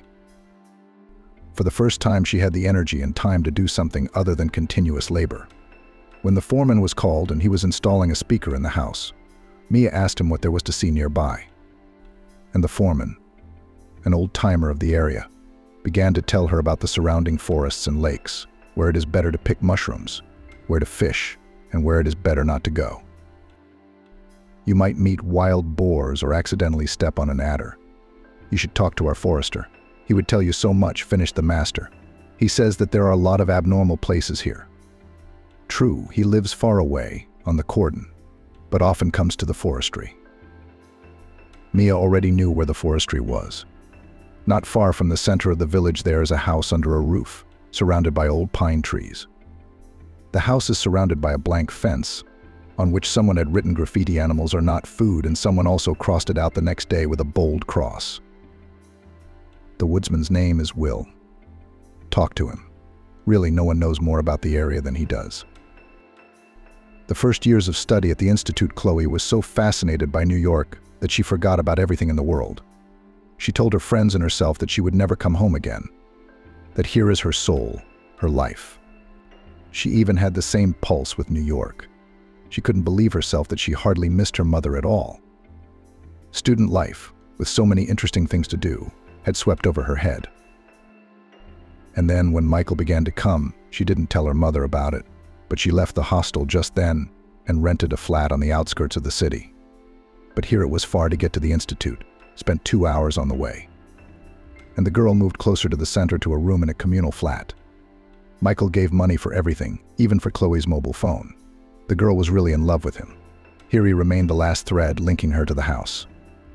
But often come Michael could not, and gradually for Chloe his image lost clarity, became pale in comparison with her new acquaintances. So she befriended an artist who once in Central Park painted her portrait. He was Chloe's age. He had lived in New York all his life, and he showed the girl such places that she would not have discovered without him. The artist organized excursions on the rooftops, took Chloe to some bohemian bars, told her where Masons once gathered in New York. She told her friends that with him madly interesting, and she wanted to become like him, unusual, bright. She dyed her hair red. She got tattoos from her hands to her shoulders at the salon. She told Michael not to come again, and to make it look thorough, remembering his dying wife, whom she had never thought of before. She knew that this was a real grief for Michael, that it was easier for him to feel like a wretch and torn between Mrs. Ann and her than to lose her, Chloe, forever. Chloe then fell ill with the very disease that the world either believes in or doesn't. The doctors said it wasn't that severe, that her young body could handle it. But Chloe did not turn to the doctors. She was lying in her room under the roof, and she had no strength to get out of bed. The sun did not look at her. The window looked out on the north side, a dull backyard, and Chloe had to look at the ceiling, count the cracks on it, and think that sometime before her this room lived, probably the same poor student, or maybe a small clerk, a character of Edgar Poe. And he did not have enough money even for tea and sugar. The thoughts of tea were pressing. At first, Chloe didn't feel like eating at all. But when she began to recover, it turned out that there was not a crumb left in the house, and the girl could only get from the bed to the chair, sit for a while at the window, and drenched in sweat from weakness, back to bed. The painter did not come, afraid of the infection. In the end, Chloe was helped out by a neighbor, an old woman, God's dandelion. From time to time she went to the city, stood somewhere near the bridge and read by heart poetry classics. It was a way to supplement her pension. And also the old woman understood everything without words. She noticed that Chloe does not go anywhere, only to the toilet. So she made a judgment call. She crept to the door. Chloe opened it. "Little girl," said the old lady, "I'm going to the shop. Don't you need anything?" Chloe asked for tea, sugar, and a bun. She wanted to hug the old woman, but she was afraid to make her sick. The room was cold. Chloe drank hot tea, wrapped in a blanket. She wanted to go home for the first time. Mia decided to go to the distant lake they had just told her about. Everyone found something different there. Some people found beautiful views for photographs. Some people found scatterings of forest strawberries. Some people found solitude, a ringing silence. Going alone and orientated only on a satellite map was a bit scary. But Jill and her helpers were passionately engaged in the vegetable garden. It was a sin to distract her from such happiness. Mia walked through the meadow, which was in full bloom, across the bridge on its warm wooden planks. Beyond that was a road of concrete slabs, paved for who knows when and why. The grass was already thick between the slabs, and sometimes the concrete was lost in it. Mia was reminded of The Road to Nowhere, a book by Alexander Green that she had read as a child. Mia knew that she had gone far away from people already, and she didn't want to meet anyone, neither man nor beast. Because who could be more defenseless? An old woman who didn't even have a stick in her hand. And when she heard dry, like distant gunshots, sounds behind her, She turned round hurriedly. A rider was traveling along the same road, a man on a tall, naked horse. Mia hurriedly stepped to the side, giving way to him, but the stranger pulled on the reins and asked her, "Are you all right? Are you not lost?" She shrugged her shoulders. "How can one get lost out here?" She turned round tiredly and walked along the same slabs. "There's only an abandoned village about 5 kilometers ahead. You're going that way, aren't you?" "Excuse me, but who are you to ask questions?" He seemed surprised that he wasn't known. "I'm going back home to the cordon. I'm the ranger here, Will." Mia nodded. "I've been told about you. I even wanted to look you up if I could. Said no one knows the area better than you." "Did you just move here?" They walked side by side. Will was in a hurry and led the horse. Mia asked him what there was to see in the neighborhood. "What's there to see?" He answered her question with a question. "The people here already know everything, and among the holiday makers there are more often amateur fishermen. They should first of all find out what and where they catch, and whether it is far from the lake, and whether it is possible to get there by car, and show on the map whether there are snakes there. And the most interesting thing is to tell children." "Why?" Will said. "Because they just believe. They believe what I believe. It's a legendary land, really. They've even tried to explain it all scientifically." "And what have you seen?" Will glanced at her, as if checking to see if she was going to laugh. "Sometimes there are paintings in the sky. The clouds get up like that, and the colors show up like that. So you look, and there's a bud above you. It's like a fantastic landscape. Another planet with purple seas, blue mountains and crimson rocks, like a mirage. And for a long time it stands there, doesn't move, doesn't disappear. Then I drop everything and look. There are caves here, connected by underground passages. They say they used to be home to bandits who robbed traveling merchants. There are some guys who climb these passages. They're hoping to find the treasure. They get lost and then I have to get them out. And then there's Soul Lake. It's like a small lake, and I don't show you the way to it, but only if you look into it. And it's not you reflected in the water, but your soul. Not always, but it happens." At some point in the conversation, Mia realized that she had long ago missed the turn to Lake Bright, which she had hoped to see. She stopped and gave Will her hand. "If you're ever going to walk this far again," he said to her, "come and see me at the cordon, and I'll tell you lots of other stories." Mia was used to the fact that here in the village a complete stranger might say hello to her in the street, and after a while there would be no strangers left. You go to the shop and you're bound to meet a dozen neighbors on the way. Now she began to meet Will. He came to the forestry farm several times a week, went on his motorbike, went on his horse, whose name was King. Will said he had no intention of getting a horse. But King's fate was too hard. His previous owners had kept him starved, beaten him with logs, and finally wanted to give him to the butchers. I said to them, "How much will you get for him?" "Skin and bones." "Sell him to me," so I bought him back. The horse was short-sighted back then, afraid of everything. You'd approach him, and he'd flee. He calmed down a bit at my cordon. We're friends now. But he'll never be the same again, trusting as he was. Will asked Mia to visit, and she did visit him at the cordon. It was a steep hike up a forested mountain. The two of them walked together, and Will kept Mia distracted from the hardships of the journey with conversation. But she still had to stop several times to catch her breath and gather her strength. Then the woods parted, revealing a sunlit clearing. Small birch trees grew there like grass, and there were lots of flowers. Mia felt ashamed that she knew the name of only a few of them, for these were her native places. And when she saw scatterings of wild strawberries, she couldn't resist picking them as she had done when she was a child, putting them in an improvised palm made of a fern leaf. Will's house was a big log house. Nearby, laundry dried on a rope and goats roamed. "I get a lot of visitors in the summer," Will said, "especially young guys who are interested in the paranormal. How many times they've told me that they lost their way, that their watch stopped on the way, that they walked and walked and walked, and came to a place they never expected to be. How do you feel about that?" "I've seen too much myself to laugh at them." "What do you do in the winter?" I have a snowmobile. There's a village nearby where summer cottagers come in the summer, and in the winter, it's just old ladies. And if a grandmother gets sick, they put her in a big trough, hitch it to the snowmobile, and take her to the district center, where there is a hospital. They drank tea with herbs and fragrant honey. Mia realized that Will was spending too much time with her. No one would just treat a newcomer to the village like that. But she'd long ago stopped thinking of herself as a woman to look up to. A maid aunt she had read from someone about the wonderful phenomenon of aunts these, waving to themselves, are individuals characterized by total self-denial cleaning, lugging heavy bags from the shop, cooking, feeding everyone, and all for others. These ridiculous aunts, most often overweight, with short boyish haircuts that don't suit them, with wrinkles formed by a stern expression on their faces. And you won't be stern here in the fight against life. These aunts are the salt of the earth. They provide sustenance so that others can create, dream, and fulfill their dreams. Mia thought of herself as one of those aunts.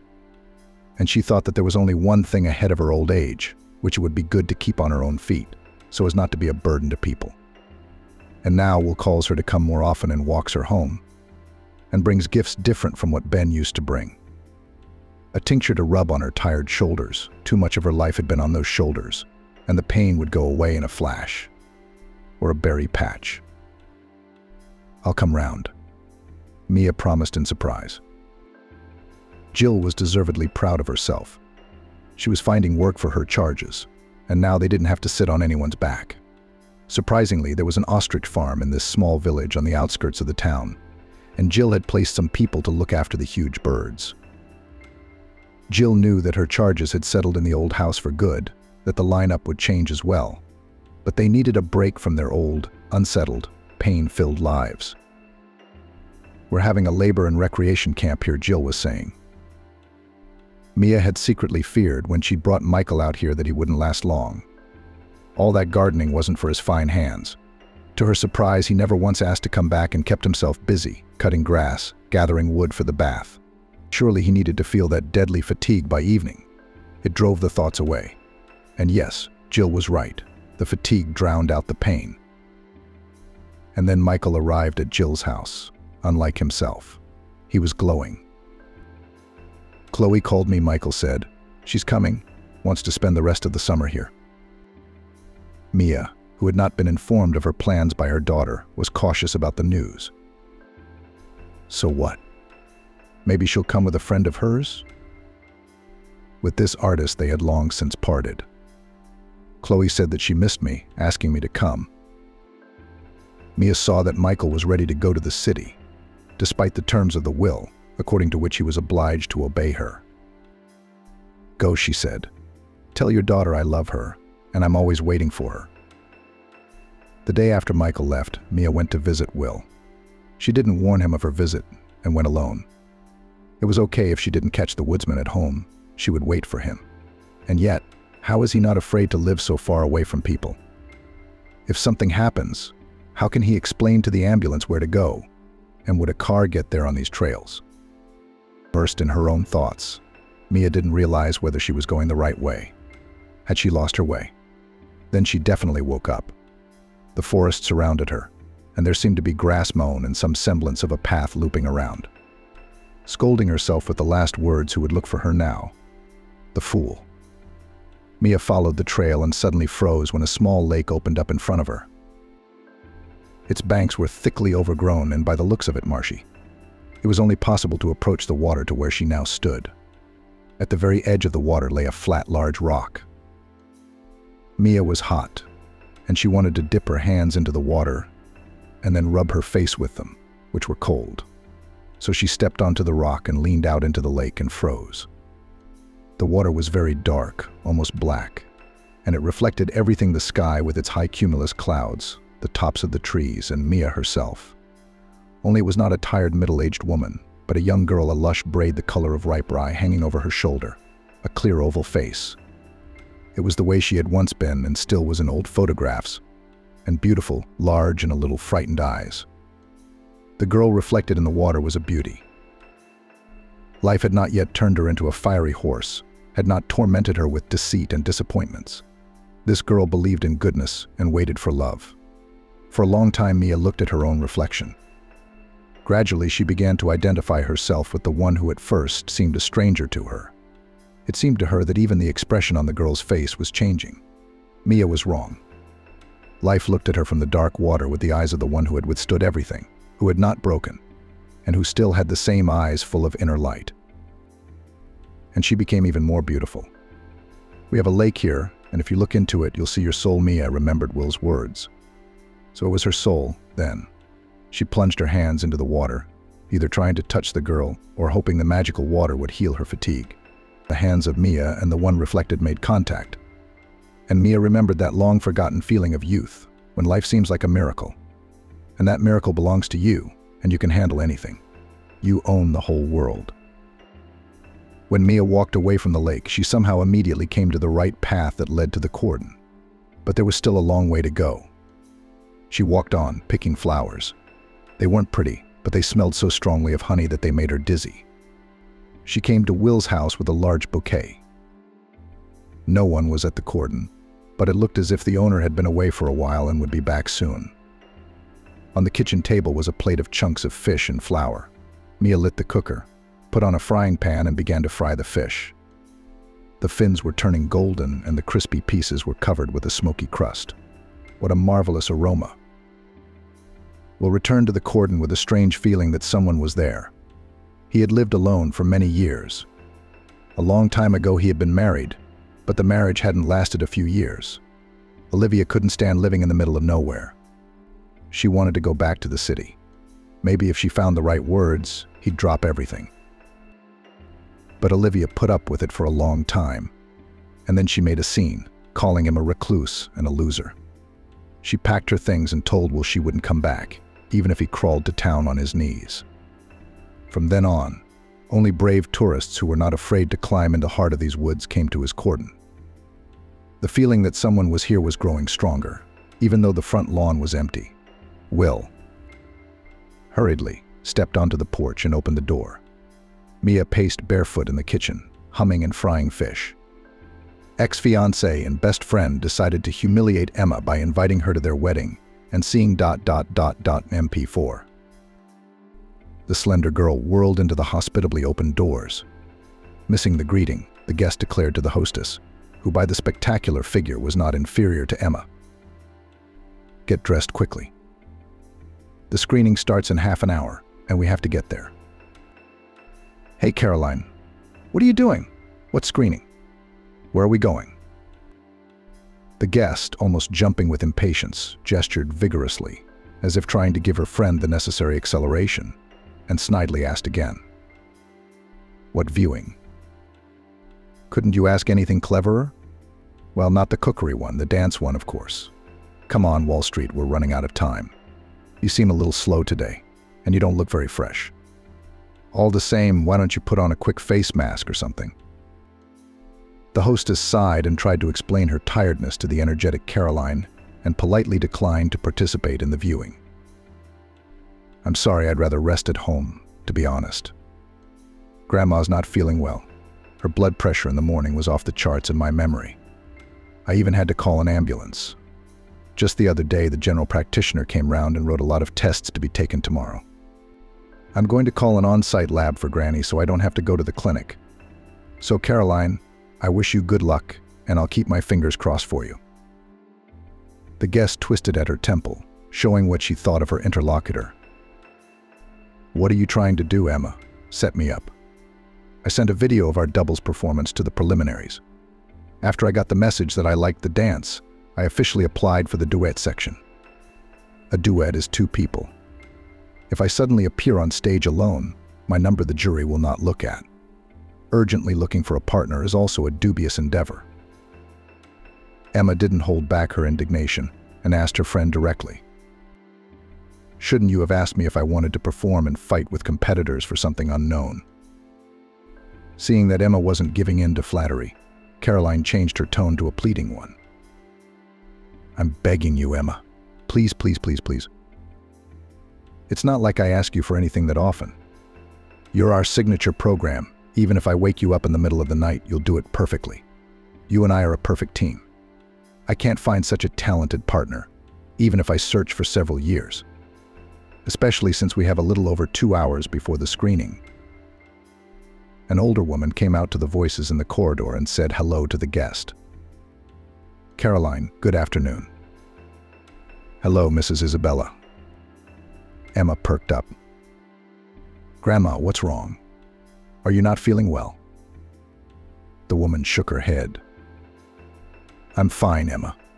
You've heard, haven't you? The doctor said you should move around a bit if your blood pressure is more or less within normal limits. I just measured it. It's 130/95. If it goes down any further, I could go into space. I'll go to the kitchen and make some tea. The guest decided to make a move on her friend's grandmother. Mrs. Isabella, how are you feeling? Maybe I can run and get some medicine while Emma is getting ready? The woman smiled. You were a foxy little fox, and you're still a foxy little fox. There's no need to run out for medicine. I've got everything I need. I'm sorry, girls, but I accidentally heard bits of your conversation, even though I wasn't listening. So why don't you tell me where you need to get Emma all of a sudden? Caroline's voice sounded pitiful, almost tearful. To watch the dance competition, Miss Isabella. It's practically a matter of life and death for me. Emma refuses. The woman looked carefully at Caroline, who folded her hands in a pleading gesture, shifted her gaze to her granddaughter, and looked into her eyes and asked, Sweetheart, you should probably get some rest, shouldn't you? I've tortured you with my caprices. So girls, let's go and have tea. Surely this is not the last contest that will be held. Caroline knew perfectly well that it was useless to argue with her friend's grandmother. The girl obediently threw off her shoes and headed to the bathroom to wash her hands with fragrant scented soap. She couldn't stop thinking of arguments that would help her to make her friend keep her company at the contest. Sitting down at her long-established seat at the table in her best friend's house, Caroline turned to her grandmother again. Mrs. Isabella, you see, this contest is not the most ordinary or simple. Winning it will be a chance to completely change a life. You see, even though it's a regional competition, the winners get a trip to the capital. Frankly speaking, I understand that at the qualifying stage you have to stand out so much to distinguish yourself from the crowd of talents. And then there will be training, and during it you will be able to polish your movements almost to perfection. The main thing for me is to get through the first round, but without Emma, it will be much more problematic. Especially since I applied for a duet. I'm sorry I didn't consult her. That's my mistake, I admit. But it was in good faith. Emma objected, but not in a mean-spirited way. You could have asked my opinion on the phone. We're in touch all the time, and you haven't even hinted at it once. Feeling that her friend was not angry, grumbling only because she was a little hurt by her arbitrary decision to participate in the contest, Caroline continued her persuasion. Mrs. Isabella, you must understand that Emma has nothing to lose by going to this screening for fun. If she doesn't like the idea, if she doesn't want to compete, then she doesn't have to do it anymore. I promise that after successfully passing the qualifying round, I will not insist on anything. I'll swear on anything. I just want to get through the auditions. Please, Mrs. Isabella. Let Emma come with me. Look how much better she looks already. She's got that tea blush on her cheeks, hasn't she? Help me out. The girl turned to her friend. Caroline was a persistent persuader. Emma trembled and looked at her grandmother and asked, Are you actually feeling well, or are you just trying to make me feel better? The woman smiled. I'm actually fine. Go on, my soul. Have fun, Mrs. Isabella said. Caroline clapped her hands and ran up to hug her friend's grandmother. Thank you, Mrs. Isabella. You are awesome. The coolest grandma in the world, and a sly vixen. The woman smiled, and while her granddaughter gathered herself, began to ask her guest about the well-being of her family. Soon Emma announced to her friend that she was ready, and the girls headed to the casting. They decided not to spend money on a taxi. On the way to the place of the contest, Emma involuntarily thought that, however it was, it could not be otherwise. After all, how could she refuse her best friend, with whom they share the joys and problems in half for more than half of their lives? The girls met at a children's sports camp. They were in different squads and almost did not communicate, but having gone through a curious situation, they became best friends. It was a passion for dancing that first became a reason for heightened competition, and later brought them closer due to a similar level of wealth. The parents of the girls were about the same level and could afford to pay for an expensive hobby. Emma and Caroline studied at prestigious choreography studios in the city, but in different neighborhoods, and went to training with sincere pleasure. During the summer holidays, both girls missed their favorite activity. So when a talent contest was announced in the camp, they decided to take part. Of course, each of them prepared to perform a dance number. The camp management provided a place for everyone to practice, which, however, was not very many. The opening time of the detached one-story building with a hall and a stage was limited, so that willy-nilly the participants knew quite well what their opponents would emphasize. It wasn't to say that Caroline's training at her choreography studio was shoddy, but she was jealous that Emma was not as good at some of the elements as she was at others. Besides, her rival practiced with complete dedication. Even outside of rehearsals, Emma was immersed in her thoughts. She walked along the paths for a long time, then stopped, wrote something in a small notebook, and went on. No matter how hard Caroline tried, she couldn't see what Emma was writing down. The day of the contest came quickly. There was literally no empty space in the hall. After all, let's face it, there wasn't a lot of entertainment in the camp. According to the draw, Emma had to perform right after the magician, who opened the talent parade. Going on stage, the girl brilliantly began her performance to a song familiar to everyone. However, as soon as the first lines of the second verse were heard from the speakers, the music stopped and silence hung in the hall. Only the girl on the stage behaved as if nothing had happened and continued her dance. She, as well as before, managed to look into the hall so that it seemed that she looked into the soul of each spectator. Emma's lips moved slightly. Apparently, she was still humming the song softly, helping herself not to get lost in the dance. It was fantastically beautiful. The silence was suddenly broken by a lone voice coming from somewhere in the back rows, blasting the popular lines out loud. The unknown soloist was then joined by other audience members. Soon almost the entire auditorium, including not only teenagers but also a good portion of the staff, picked up the familiar lines. One of the contestants, who was standing with a guitar backstage waiting for his entrance, began to strum the melody on the instrument. As Emma performed, she made several deep curtsies to each side of the auditorium, as if there were nobles there, as well as to her unexpected musical accompaniment backstage. Smiling, she sent air kisses to everyone, at which point the applause started. As a result, the first prize was awarded to Emma. The silver prize winner was a young man who played the guitar perfectly and won many hearts. Third place honors went to Caroline. She didn't seem upset. She found the strength to congratulate those who had beaten her, thanking the judges in the audience. That night, after lights out, Caroline went to Emma's cabin and called her in to talk. The winner did not refuse. At Caroline's suggestion, they went to the dining room so that, she said, they could not be overheard by curious neighbors, and sat down on a bench. The silence lengthened and Emma asked, "Well, what did you want? Speak quickly, because I'm tired and I'm falling off my feet." "Anyway, I just wanted to admire your performance. You were great, you were great. You handled an unusual situation very well, didn't get confused and danced everything without a hitch." Emma was pleased to hear the praise from a peer who knew about dancing, and she confessed, "In general, it's not really my merit. Our coach once told us that at any level of competition you have to be ready for anything." She gave an example of how once at the World Figure Skating Championships in the early 70s, one of the pairs competing for the Soviet Union found itself in a terrible situation. The musical accompaniment during the program simply switched off. However, the Soviet skaters continued to perform the elements as if nothing had happened. The secret was that they were practicing differently at the insistence of their coach. The whole pattern of the dance, or I don't remember exactly how they call the sequence of elements, was subordinated to a strict rhythm, calculated by seconds, and the absence of music in the middle of the performance was not a disaster. Of course, it was much more difficult for them than for me today. Can you imagine the difference in the scale of the competition? Plus, no one was singing along.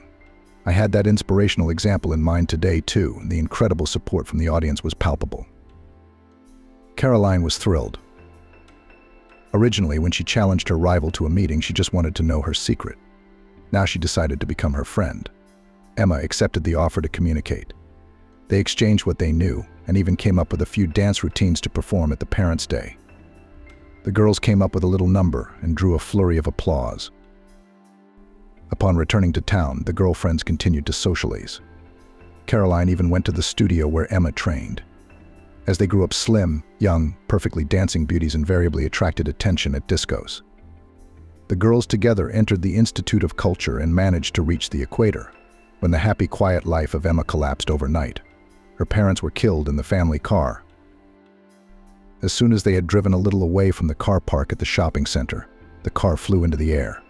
The doctors were powerless to do anything. The girl was saved only by the fact that she was not feeling very well that day and stayed at home, not going shopping with her parents. She lay on the sofa under a warm woolen plaid and drank tea with lemon, trying to overcome the malaise as soon as possible. When Emma saw her grandmother opening the door of her dead daughter's flat with her own key, she realized that something irreparable had happened. Mrs. Isabella hugged her granddaughter and whispered the bitter news in her ear. The girl could not find a place for herself. It seemed to her that if she had gone with her parents, she would have noticed something wrong and prevented the death of her loved ones. She tried not to upset her grandmother, but at times tears dripped from her eyes when she was reminded of her parents. During that terrible period, Caroline became a real support for Emma. She literally moved into Mrs. Isabella's flat, where Emma's friend had moved after the tragedy, and kept her grief at bay. She lived there, almost forcibly took her to the institute, forced at least something to eat. To the surprise of many neighbors and vain gossipers, the perpetrator involved in the massacre of Emma's parents managed to detain. And the main merit belonged not to the law enforcement agencies, which, as if someone sent a directive not to be too active in the search for the criminal, the grandmother spared no expense to punish not only the murderer, but also the customer of the massacre of the only adored daughter and son-in-law, whom she, contrary to popular belief, respected and loved. Mrs. Isabella sold her jewelry and carefully shielded her granddaughter from the details of the investigation and court proceedings. She seriously feared for Emma, for her psychological state, even 6 months after the tragedy, was deplorable. As soon as the girl approached the house where the flat where she lived with her parents was located, she would become hysterical. Emma couldn't forgive herself for staying alive. To return to the place where she had once been happy, the girl refused flatly. Mrs. Isabella didn't insist. It was not easy for her, and alone she would probably have gone mad. Her granddaughter and the punishment of criminals were her pillars of sanity. Emma was holding on, partly because of her grandmother, and not without Caroline's help, trying to continue living in her new reality. The financial situation was visibly shaken, and Mrs. Isabella, after much deliberation, arranged a home council with her granddaughter. "Girl," said Mrs. Isabella, "I realize that we are going to have a difficult conversation, but I will not make important decisions without you. I know you don't throw away your home, but I'm sorry to have to rent it out. I'm afraid we'll end up with ruin instead of money. What do you think?" "Grandma, you're right. It would be too hard for me to stay there," Emma said. "I can't find a proper job yet, and I don't feel comfortable with you supporting me." The woman hugged her granddaughter tightly. She was glad Emma didn't cry. During the short but emotionally heavy conversation, the process of selling her daughter's flat began. During those tragically difficult days, as the woman thrashed around the city trying to get justice and dealing with other issues, Caroline had supported her friend. She'd even tried to drag Emma out to all sorts of fun events. But it was to no avail. However, Emma knew that Caroline had met some guy at one of the discos she couldn't get her out to. And now, after making sure her friend was in a relatively normal state, she was spending all her free time with him. Emma had a slip of resentment at the fact that it was as if Caroline was hiding her suitor from her. But it all became clear after another serious conversation with her grandmother. One day, Mrs. Isabella, who had aged sharply after the tragic events, seeing that her granddaughter was sad over her notes, sat down opposite her, and looking into her eyes, spoke. "My girl, I know that you had to grow up very early, but that's the way fate has it. Actually, that's not what I wanted to tell you. It's inevitable that you and Caroline are seeing less of each other. It was bound to happen one day. You can't be around everywhere, or it's not normal. You shouldn't be offended that she doesn't introduce you to her beau. "That's quite easily explained," said Mrs. Isabella. "It is the way of the world that love always comes before friendship." "But I'm not going to steal the boy away from Caroline," Emma objected indignantly. Grandmother smiled. "I didn't think so. Caroline doesn't suspect you of evil intentions, of course. But instinctively she's trying to spend more time with her boyfriend and not involve you in their meetings, so as not to dissipate his attention. Men are a windy people. Not all of them, of course, but alas, a great many. So I don't want you to take offense or be too trusting. I didn't tell you, but you have a right to know. Your parents, as it turns out, were killed by people they thought were good friends. Just remember that you can only trust yourself completely, unconditionally and truly. Be especially careful when you fall in love.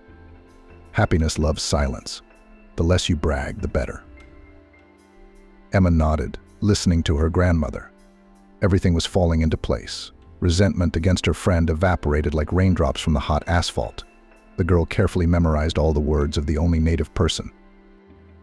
She had always admired her grandmother, and now she was a little ashamed that she had left her favorite relative unattended. Of course now, having almost reached the right stop, it was silly to go back. All that remained was to perfectly fulfill her friend's request and get home faster. Scraps of triumphant, sad and instructive memories managed to rush through Emma's mind while they were traveling to the casting even before arriving at the place. The girls' musings were interrupted by Caroline's enthusiastic monologue, anticipating success. "Very soon we'll get our diplomas, and then hello, new life in the capital. The prospects will be better than in our small town." Emma thought she was used to her best friend's ambition and spontaneous actions. But Caroline still managed to surprise Emma, and she objected to her friend standing up for her hometown. "You're a bit of a bastard, Caroline, calling our city of over 1 million people a small town. That's just wrong. Besides, how's your boyfriend Anthony going to feel about it?"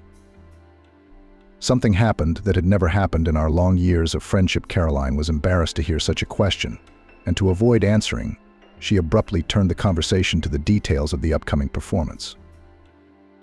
As they approached the contest venue, Emma's misgivings grew more and more preoccupied. Judging by the fact that the queue to the old building, which had once been a cinema, was stretched out in a thin snake almost halfway, long delays were becoming obvious. Two things. Firstly, the competition looks like it's going to be tough. And secondly, the casting is not organized in the best way. However, after the girls stood for about an hour amongst similarly eager to become famous in the field of dance, the queue suddenly began to move a lot faster. When Caroline and Emma finally waited their turn to perform, it became clear what the reason for this sudden acceleration was. They had barely had time to perform a couple of moves when the person sitting in the center of the jury table shouted, "Well done. Bravo. That's enough. Wait. In the next room we need to discuss the concept of further development of your duet. There's water, tea, healthy sweets. Get some rest. You'll be invited to an interview later." Emma didn't care, because she had agreed to participate in the very initial stage at the insistence of her stubborn friend. But Caroline's hands were almost trembling. She was afraid to hear that the project didn't need a dance duet. Emma, sensing Caroline's excitement, whispered softly, "I think I've accomplished my mission. Now I can refuse to participate in the competition, so as not to take the place of girls who dream of getting into the project." Caroline's heart was relieved, and she entered the improvised waiting room with the good mood provided by her best friend's support. The building used to be a cinema, as it had been when it was built, but it had been a cafe. So in a fairly spacious room that already held about 15 lucky people, Caroline and Emma had no trouble finding a seat for themselves. The atmosphere was nervous. The pretty middle-aged brown woman who was in charge of distributing supplies and keeping order was smiling sweetly at the contestants, pouring tea and water, offering candy and something that looked like homemade marshmallows. Emma refused the treats. Caroline, on the other hand, politely thanked the woman whose name Mia was on her jacket and enjoyed the sweets and tea. Sipping her drink, she whispered to her friend, "Why are you shy? This very Mia is here, as I think, for a reason. She's probably looking at the contestant's character. Whoever's rude to her is not going to make it past the qualifying round. Again, look how she looks at everyone carefully, especially if the girls sit in companies." In dance groups, like an astronaut, psychological compatibility is important. So she notices which group is more promising to form. Emma marveled. But you, Caroline, you're just a consummate strategist. The girlfriend smiled. That's just the way it is. You just don't know how much I want to get out of here and go to the capital. Parents constantly nagging, study better. Do not go out late. Emma kept silent to keep from crying. She would have been happy to be told what to do by her mom and dad. Emma missed the times when the whole family was together. Thankfully, Emma's painful conversation was interrupted. An acquaintance from the dance studio came over to the girlfriends and they chatted for a while, reminiscing about the past. The conversation helped them forget a little about the tense situation. The number of contestants in the hall did not decrease, and those who went to the room for the interview were replaced by new ones. Soon an old maid of Caroline and Emma's was called in for an interview, and the two of them were called into the room next. In the room, sprawled on the sofa, half reclining, half sitting, was a man who from the first moment had made a most unpleasant impression on Emma. In a manner looking down on the girls from below, though looking upwards, he, slightly stretching his vowels, said, "I am the producer of this project. My name is Anthony. I have to be honest, I've been watching you move on the online camera, and it's impressive. You have a great duet, such cohesion, such harmony, and such plasticity. It's like you're moving without tension. I can see that you're enjoying your performance, and that's very much appreciated. In general, I am ready to make you a unique offer right now to employ you in a capital club. At first, of course, there will be a trial period, but all the tips are yours. Of course, you'll have to learn a little bit. We have our own specifics in our establishment, but I think you girls are talented, capable, and will easily cope." Emma couldn't contain her surprise. What, I wondered, would be a tip for a female member of a dance troupe? Caroline, who already had a picture in her mind of being applauded in a huge hall in the capital, suddenly thought about her friend's reasonable question. Anthony laughed nervously and explained, emphasizing the age of the contestants. "And it seems that minors were not allowed on our casting. So where did this naivety come from all of a sudden? Or do you want to break comedy here, batting your eyelashes? We'll have to dance at the club. The customers there are generous and hot." The producer never called the job what it probably was.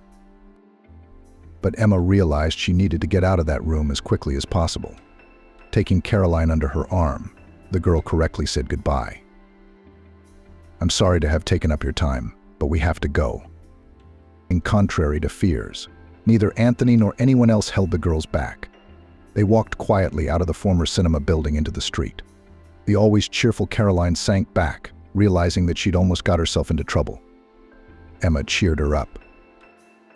"Don't worry, there'll be some proper auditions. In the meantime, let's get a taxi. I'm really worried about Gran." Caroline, who was feeling awkward, was uncomfortable to refuse, though she planned to give herself an extraordinary shopping spree to improve her mood. While the girls were in the taxi, Emma asked, "Let's not scare my grandmother with the truth about this fake casting. Let's just say it didn't work out. That's the real thing. She doesn't need to know the details." "Sure," right away my friend agreed. "I myself do not like to think that I was so easily fooled. You could have checked out the organizer's firm." "Okay, I'll be smarter now. Thank you, Emma, for coming with me." Emma smiled at her friend, though frankly she was feeling a little queasy. She'd left her grandmother alone for this fraudulent casting, and she would never forgive herself if something bad happened during that time. To the girl's great relief, Mrs. Isabella was relatively fine. However, the woman promised her granddaughter that she would soon undergo a full examination. "Don't worry, I'll pass all the doctors." In the polyclinic at the place of residence, the queue to the cardiologist was scheduled for 3 months in advance. The neurologist was on holiday. There was no endocrinologist at all. In fact, there were only therapists, an ENT, an ophthalmologist, and a gynecologist. Emma smiled sadly, remembering Caroline's comment about her hometown, and mentally agreed with her. Well, it's a city of millions, and the polyclinic in the city center has almost no doctors. At the urging of her granddaughter, who was worried about her health, Mrs. Isabella went to a private clinic, but Emma was adamant. Let's take the money left over from the sale of the flat out of the account. But you'll pass the doctors without such a long wait." The woman had no choice but to comply. And so began her epic journey of visiting the clinic, taking tests and undergoing examinations. Emma, of course, asked her grandmother about the results, but in the hustle and bustle before graduation, she simply did not have time to study what was stated in the statements. Mrs. Isabella was cheerfully reporting to her granddaughter that all the deviations from the norm were just age-related changes, which angered Emma. "Nonsense. You're always young." In fact, Mrs. Isabella's health was not as good as she presented it to her granddaughter. In addition to diabetes, the cardiologist was concerned about her heart condition. But the clever woman did not panic and checked the diagnosis elsewhere, then at another clinic.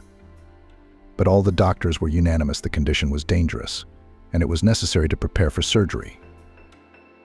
Mrs. Isabella diligently followed all the recommendations, and Emma was pleased to note that the feverish blush had disappeared from her grandmother's cheeks. The woman underwent the operation, and it seemed that a new and happy period of life was ahead of her. Having received diplomas, Emma and Caroline decided to open their own choreographic studio, where not only children, but also adults who decided to join dancing could come. The girls staked on an unusual approach. They offered visitors a mix of modern dances, as well as engaged in the production of movements of couples to wedding songs, using an idea from a film once seen. In addition, Emma decided that she would spend her free time sewing, learning from her grandmother. And because from the very beginning to promote the studio, this is not the fastest thing. And extra, saved or earned money will not hurt. Surprisingly, needlework fascinated the girl, helping to distract her from her worries. Moreover, Mrs. Isabella was a patient and knowledgeable teacher, and was happy to share with her granddaughter all the wisdom, which she knew a lot. After only a few months justifying the most daring hopes of the owners, the studio became a success. Of course, the net profit was out of the question, but still the idea was a success. Emma was happy that she was doing what she loved, both at home and in the company of her best friend. What warmed her soul most of all was the thought that her grandmother did not have to finance their small family alone. All was well for nearly a year. Then suddenly Mrs. Isabella was gone. The girl came home and saw her grandmother lying on the sofa as if resting. She slowly went over to cover her with a plaid, because the flat was quite chilly, because the central heating had already been turned off, and traditionally frost had returned. As soon as the girl came closer, a scream of horror burst out, it seemed, from the very depths of her soul. It was obvious that her grandmother was now beyond saving herself from the cold. The excitement she had experienced had proved fatal to Mrs. Isabella. In the turmoil of saying goodbye to her only relative, Emma found her outlet in the studio, dissolving in the movements, and watching the dancers closely, the girl drove away her pain. Caroline, who seemed to be doing just fine, tried not to flash her happy eyes so as not to annoy her friend, and came to visit her less and less often. Emma was not offended who would want to talk to a sad person. She was disgusted with herself. For a long time going through fabrics, which her grandmother had accumulated quite a lot of, the girl seemed to have conversations with her favorite relative, and it seemed that this was the only way she would be able, if not to forget about her heartache, then at least to reduce it. One evening, having lost track of time, the girl completely forgot about the rules of safety. When she heard the doorbell ring, she thought it was Caroline, whom she hadn't even seen today. Her friend had warned her that she couldn't make the class because of personal matters, and she'd probably dropped by to tell her something. Eventually, Emma opened the door without looking through the peephole and gasped. She saw an unfamiliar man with a box of cake in his hands. The girl muttered, "You must be mistaken," and started to close the door. However, the man did not allow her to do so and surprised her with an unexpected revelation. "Hello, Emma. How mature you've become. I don't recognize you." "Well, I'm not proud. I'll introduce myself. My name is Mr. John Smith. I am your own grandfather." The girl grinned unkindly, remembering what her mother had told her. "Husband disappeared somewhere, left grandma when our mutual daughter went to school. And as far as I know from my mum, he only visited a couple of times. So, Mr. Smith, have a good day and goodbye." The man put his foot on the threshold so that Emma couldn't slam the door in his face as she intended, and in a stern tone that sent shivers down her spine, he said, "Granddaughter, I'm on fire. I own the flat in part. I never divorced my grandmother. She probably didn't care about this formality. She didn't file for the elements. I got hot. So, dear granddaughter, excuse me, move over and let me pass. The stunned Emma, using all her strength, managed to put on the door chain and shouted to the uninvited visitor, I'm going to call the police, so you know. The man only smirked. Call all you want. Even better for you to make sure I'm telling the truth, Mr. Smith said. I'll also tell you that my granddaughter is the only one who won't let me on the doorstep. I've got a specialty cake from the town of my childhood. I'm sure the cops will love it. I'm just afraid it's going to spoil a bit. So you'd better hurry them up. Tell them it's urgent.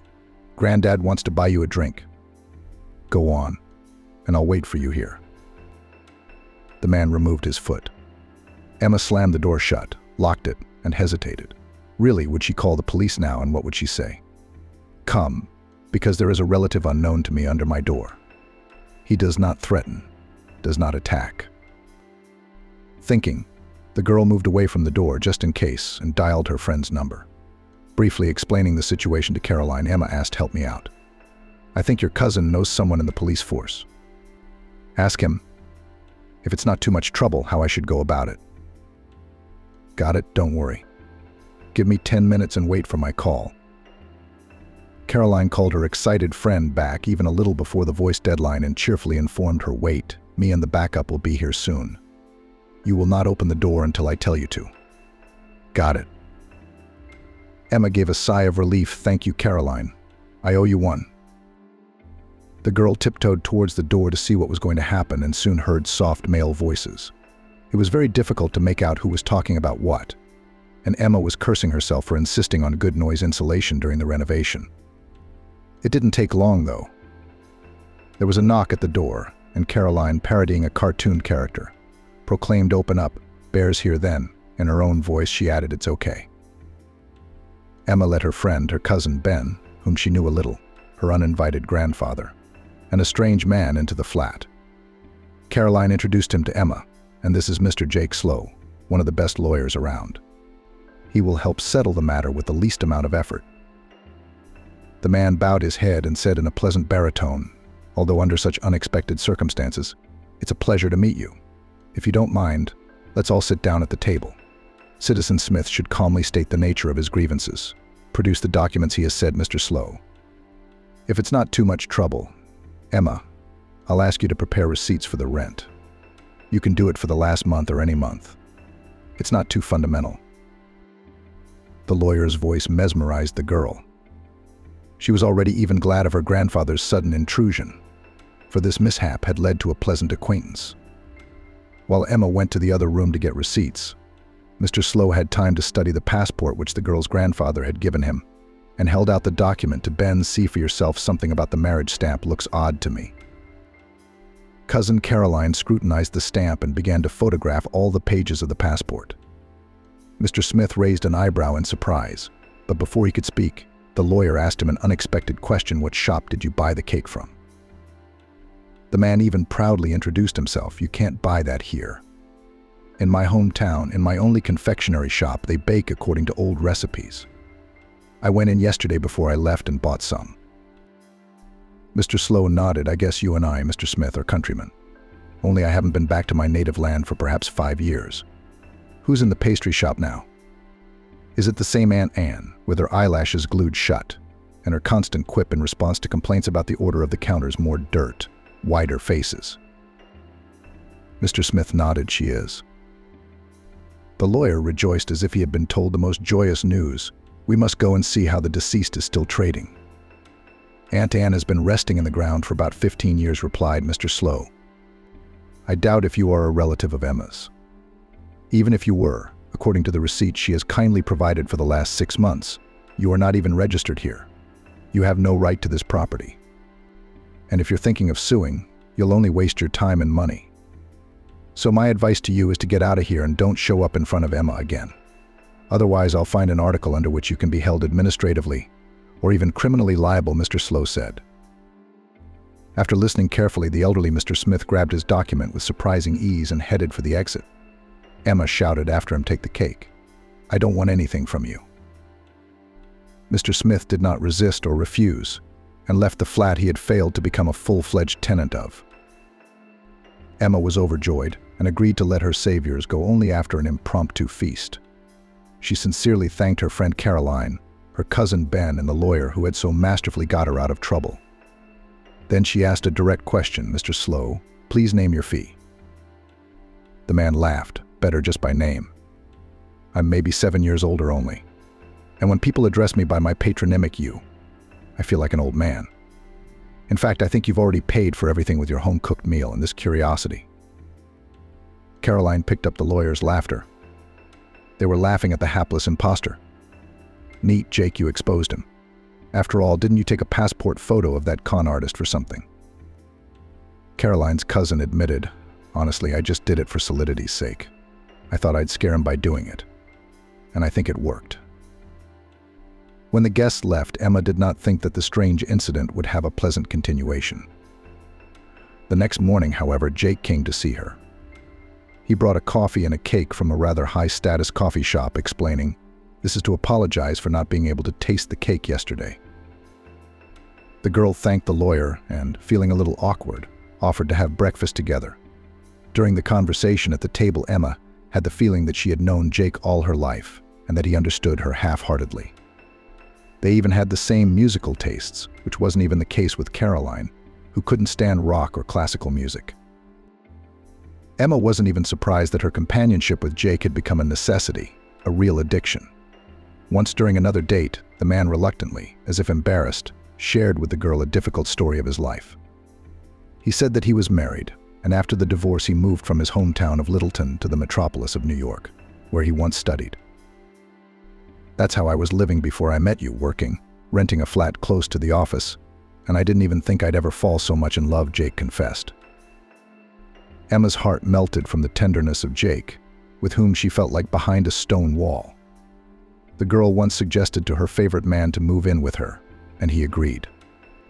As a confirmation of the seriousness of his intentions, he gave her a thin ring as an engagement ring and proposed to get married closer to summer. Can you imagine what a beautiful ceremony could be organized? No, winter also has its charms, but an enchanting photo shoot in nature will not be possible in any way. "And I want you to remember our wedding day forever," Jake said. Emma saw Caroline exclusively at work.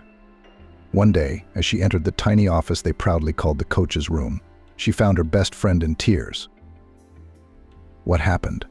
Did you get hurt? Should I call a taxi to the hospital?" Emma asked. Caroline shook her head. "I'm sad. It's just that no one wants me." Emma marveled, "Really? I need you. Practice is in an hour. Everyone will be waiting for you there. Don't be sad."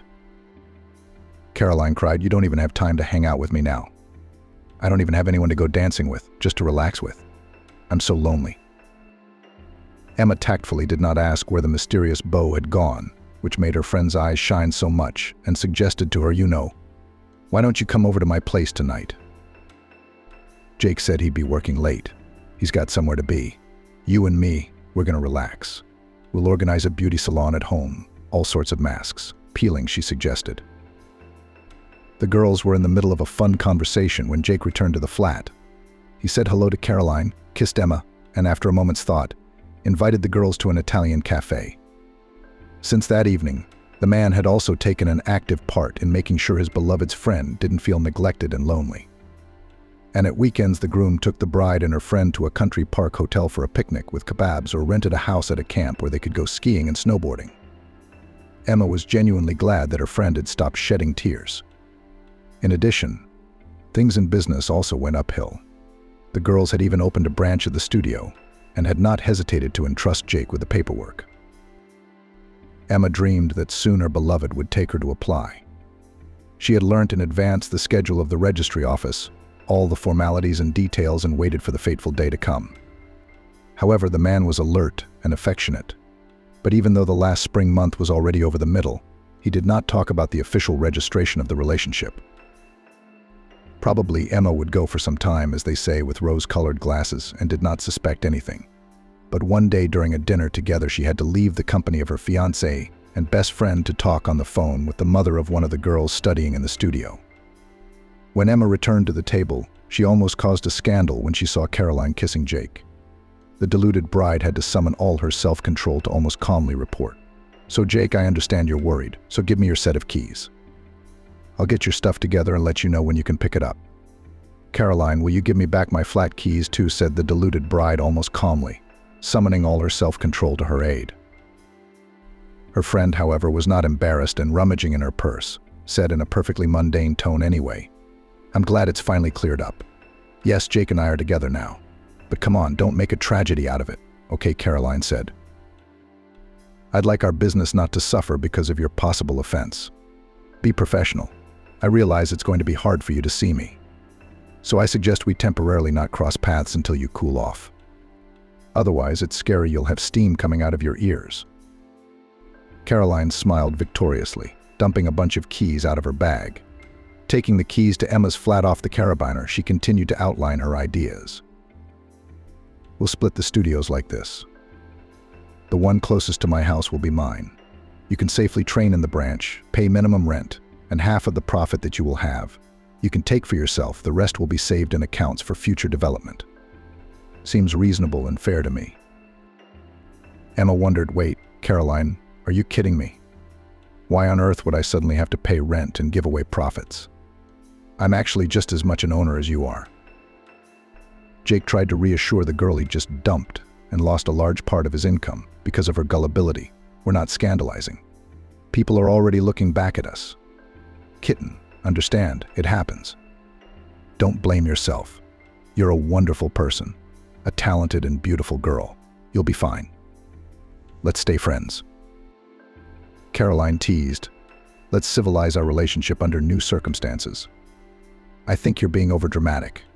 I mean, you're the best dance coach in the world. But in business, I'm sorry you don't understand anything. Who signs papers like general powers of attorney, amendments to bylaws without looking? Jake and I are going to run the business. You do what you do best, show me how to dance." Emma remembered that indeed, trusting solely in Jake's verbal recounting without even reading, she had signed a few sheets and flared up. "So you're trying to make me look like a benefactor by knocking me off my feet and taking away the joy of doing what I love?" "Oh, you're so good," Emma said indignantly. "But be warned, I will not give up. I'm not going to let you wipe your feet all over me." Grabbing her purse, Emma ran home, not looking back at the calls to stop that the traders shouted after her. At home, running from room to room, turning to the kitchen and bathroom, she grabbed Jake's things she saw and threw them on the bed. Then she tied up the corners of the bedspread and dragged the unexpectedly heavy knot to the door so she could shove it over the threshold as soon as her ex-fiancé arrived. Finished clearing the flat of Jake's belongings, Emma rushed through the papers she had at home. The more the deceived girl immersed herself in reading, checking the meanings of terms on the internet when necessary, the more horror enveloped her. How naive she had been. How insanely gullible. How right her grandmother had been in saying that one should never trust anyone unconditionally. Such a blow from Caroline, whom she considered her best friend, and from her fiancé, Emma couldn't have imagined even in her worst nightmare. The power of attorney she'd given Jake had played a very bad trick. The man had taken advantage of her boundless trust and legally arranged it, so that Emma had almost no rights to the studio. She was no longer a co-owner, but an ordinary employee, and could not even take a holiday or set a convenient working schedule without Caroline's agreement. Emma could have quit now, of course, but she decided to work for at least a month so that she could prepare her escape route, rent a space and set up a new studio, luring in as many clients as possible. She hadn't even spoken to Jake, who'd come to pick up her things. As soon as the bundle with his things was on the landing, she hurried to close the door. Emma went to her beloved studio as if it were hard labor. And after a week, the flow of clients noticeably decreased. Even regular pupils and students began to refuse from classes. Emma blamed herself, thinking that the training lacked enthusiasm and the spark that ignites talent in people who are shy to dance. But one day, one of the first visitors, who became a regular, opened her eyes to what was going on. It turned out that Caroline brazenly simply lures customers to her room, not disdaining any methods. The most harmless method of her ex-girlfriend, a lie that Emma is supposedly going to go away, and therefore she does not have time for classes. Thanking for the valuable information, the girl said goodbye to the visitor and went to the coach's room on wobbly legs. She wanted to take her things quickly, and having got home, to have a proper rest. However, she decided first of all to write to her former friend that she was quitting. She immediately fulfilled her intention. The reply message that arrived in the messenger on her phone completely knocked Emma out of her rut. It was a picture of a framed invitation to Caroline and Jake's wedding reception. And with the mocking caption +1 before she could catch her breath, another message arrived: "We would like you not to be angry with us and to share our moment of joy. The uniforms are dressy. Caroline and Jake." Emma was shocked. What had she done to humiliate her like this? Why were the people she thought were her pillars of strength now pushing her into the abyss of despair? Had she misjudged them so deeply? The girl did not know what to do, but clearly understood that in such a state, alone and no way to stay. It is necessary to be somewhere among people, so that the sinful thoughts of the most terrible way of solving problems did not get into her head. Emma went to the nearest park. There are a lot of people there, and at the same time no one's personal space is invaded. If Emma's state of mind could influence nature, the lead gray sky would light up with lightning. People trying to hide from the weather would have been hit in the face by prickly rain, and wind gusts would have torn down the marquees of established street cafes. Except that it was almost the opposite. The mood of one unhappy, humiliated girl did not change anything. The sun shone brightly in the sky. The young greenery on the trees gave a nice thick shade, and the park looked perfect. The unknown landscape designer had obviously tried to create a magnificent landscape, and he had done everything with a soul. The park was much cozier than Emma remembered, and she sat down on a bench to try to get away from all the excitement that had almost made her sick today. She felt like she was performing on stage, and once again the music disappeared.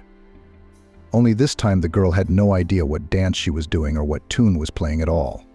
All that was left was to freeze in confusion and desperately try to figure out what to do next. Right in front of the bench where the girl had settled down were late varieties of proud tulips, which looked, if not winners in life, then definitely masters of the flower beds. "I wish I had their self-confidence," thought Emma. And her thoughts were suddenly interrupted by a man's voice. "Why are you crying?" Emma, who hadn't noticed she was crying, had no intention of talking to anyone and said nothing to the curious stranger. He went away but soon returned and sat down beside the sad Emma. The stranger had 2 ice creams in each hand and a fluffy cloud of candy floss. The man began to patiently explain to stop the girl who was about to jump up and run away from him. "Don't be frightened, Emma.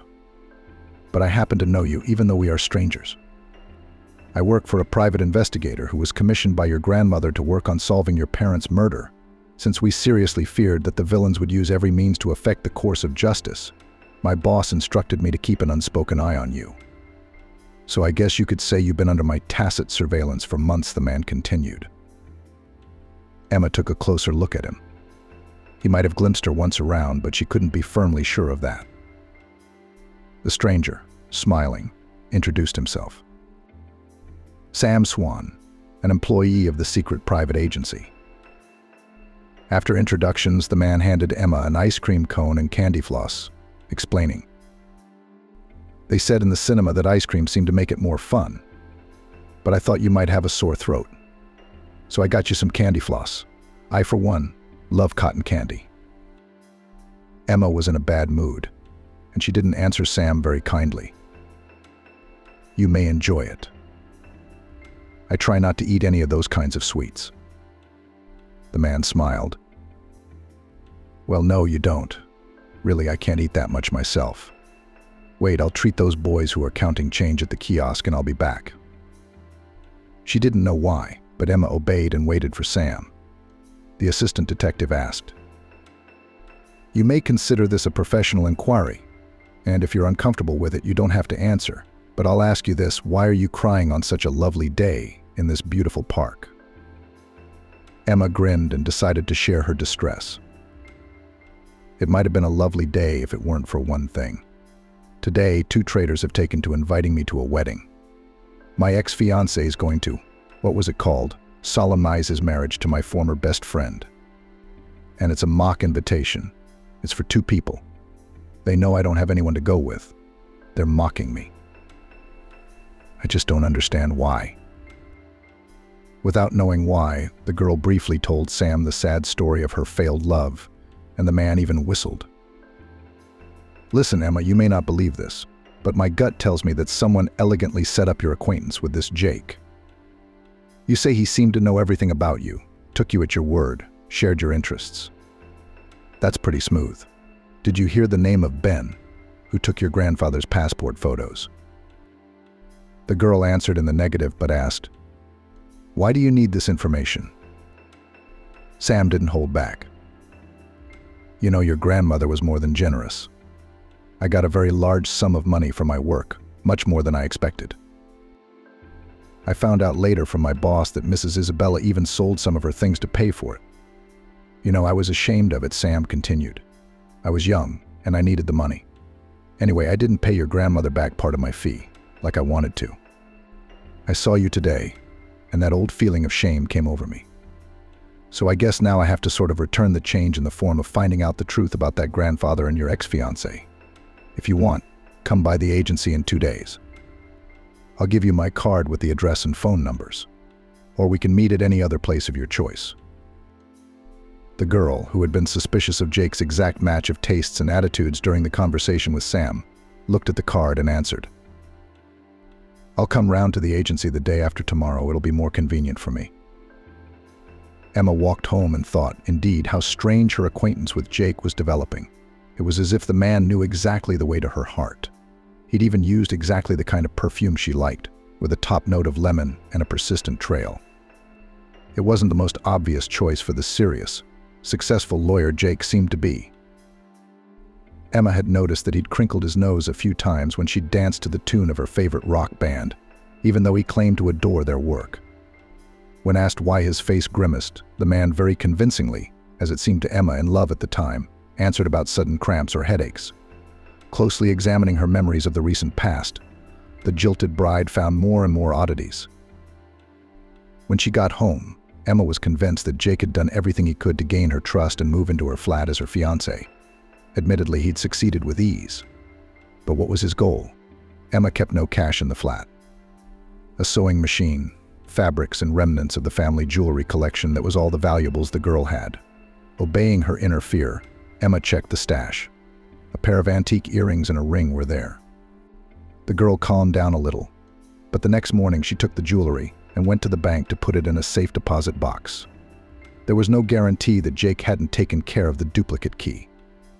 Besides, Caroline could have done that too. After her visit to the bank, she planned to call a locksmith to change the lock, just in case. So, having signed a contract for a safe deposit box and placed the jewelry there, she decided to withdraw the accumulated interest from the account so that she could have cash on hand. However, an employee of the financial institution shocked Emma with the news. "I'm sorry, but under your power of attorney, all the funds were withdrawn from the account yesterday," she said. Emma tried not to shout. Emma clarified. "Tell me, and who did I give the power of attorney to? Can you look at it?" The employee did not refuse the strange client and gave a name Emma had never expected to hear. It wasn't Jake who'd taken the money from the account, as she'd assumed, but her ex-best friend. She thanked the operator, who asked her if everything was all right, and wandered home. It was clear as day that Caroline was the one who could have so accurately guided Jake about her likes and dislikes. Not only did her friend know the naive Emma, it was at her behest and at her instruction that the man had managed to present himself in the image of the ideal. She believed in the incredible harmony and love at first sight. Now there was an explanation, and the fact that Caroline had pressed her pity, cursing her loneliness, was also part of the plan. Surely when they'd invited her to the wedding, the traitors must have been up to something devious, too. Maybe someone would be brought in to raid the flat while Emma, swallowing tears, would give them words of congratulations. After all, her friend knew for a fact that she still had her jewelry. Only she'd never told her where the stash was located in the house. Emma did not go to the police about the theft of money, because technically Caroline had a power of attorney, and there was no doubt that it was signed by a real signature. The foreman replaced the lock in the door, and the girl felt a little calmer. She couldn't relax completely, however. Emma decided to use the insomnia to her advantage. She began to think about an outfit to make a spectacular appearance at the wedding of the people who had betrayed her trust. Barely having waited for working hours, the girl appeared in the office of the agency secret. Following the clues of the guard sitting near the turnstile, she found the door, on which hung a sign with the name of a recent acquaintance, and knocked. Entered. Before Sam could tell the girl the information she'd gleaned, she confessed. "You know, I guess you were right. Jake was briefed by my best friend. She took money out of my account by proxy, by the way. But it was my fault. I signed every piece of paper my fiancé gave me. It's my fault." Sam confirmed it. "Yeah, I managed to talk to Caroline's cousin, Ben. He's probably the most innocent element in this scheme. In my opinion, he was used as a front. He's a big guy, and his main job was to scare the guy who said he was your grandfather." Catching the surprise on Emma's face, Sam explained. "It was a well-thought-out production. I understand Caroline knew the basic information about your family. Jake found an actor to play Mr. John Smith. You'd only seen old photographs of your grandfather when he was young, so there was no fear of exposure. The crooks wanted to get rich, and as I understand it, they almost succeeded. I think they didn't invite you to the wedding just to make fun of you, but with the same vested interest. After all, you caught them unexpectedly, and he just didn't have time to bring the search of your flat to its logical conclusion." Emma nodded. "I've come to roughly the same conclusion. I just have a few questions bouncing around in my head. Why did my best friend, who was there for me in my most difficult moments, suddenly decide to betray me? Why would she do that to me? It's not like we've never even had a serious fight." Sam surmised. "Maybe jealousy or greed? Those are usually the main motives behind most crimes." Emma's face even stretched a little in surprise. "My family wasn't much richer than Caroline's originally, so it's definitely not greed. And as for jealousy, it wasn't me she was jealous of, it was my friend I was jealous of. Ever since my parents had died, I'd been crazy to imagine that Caroline could play checkers with her dad, hug her mum, and talk to her in confidence. I was overcome with envy. What can I say? I still have that feeling now. Maybe she's getting back at me for my envy. I don't think so. Anyway, I don't know what to think. I'm in a lot of pain right now with everything that's going on. I know one thing for sure, I'm going to the wedding of those traitors. If only so that I can look at Jake and Caroline and see why they did such a despicable thing to me." The assistant detective explained. "Jake's motives are pretty clear. He was driven by greed. He's got so much debt in his hometown, he's got a lot of debt to pay.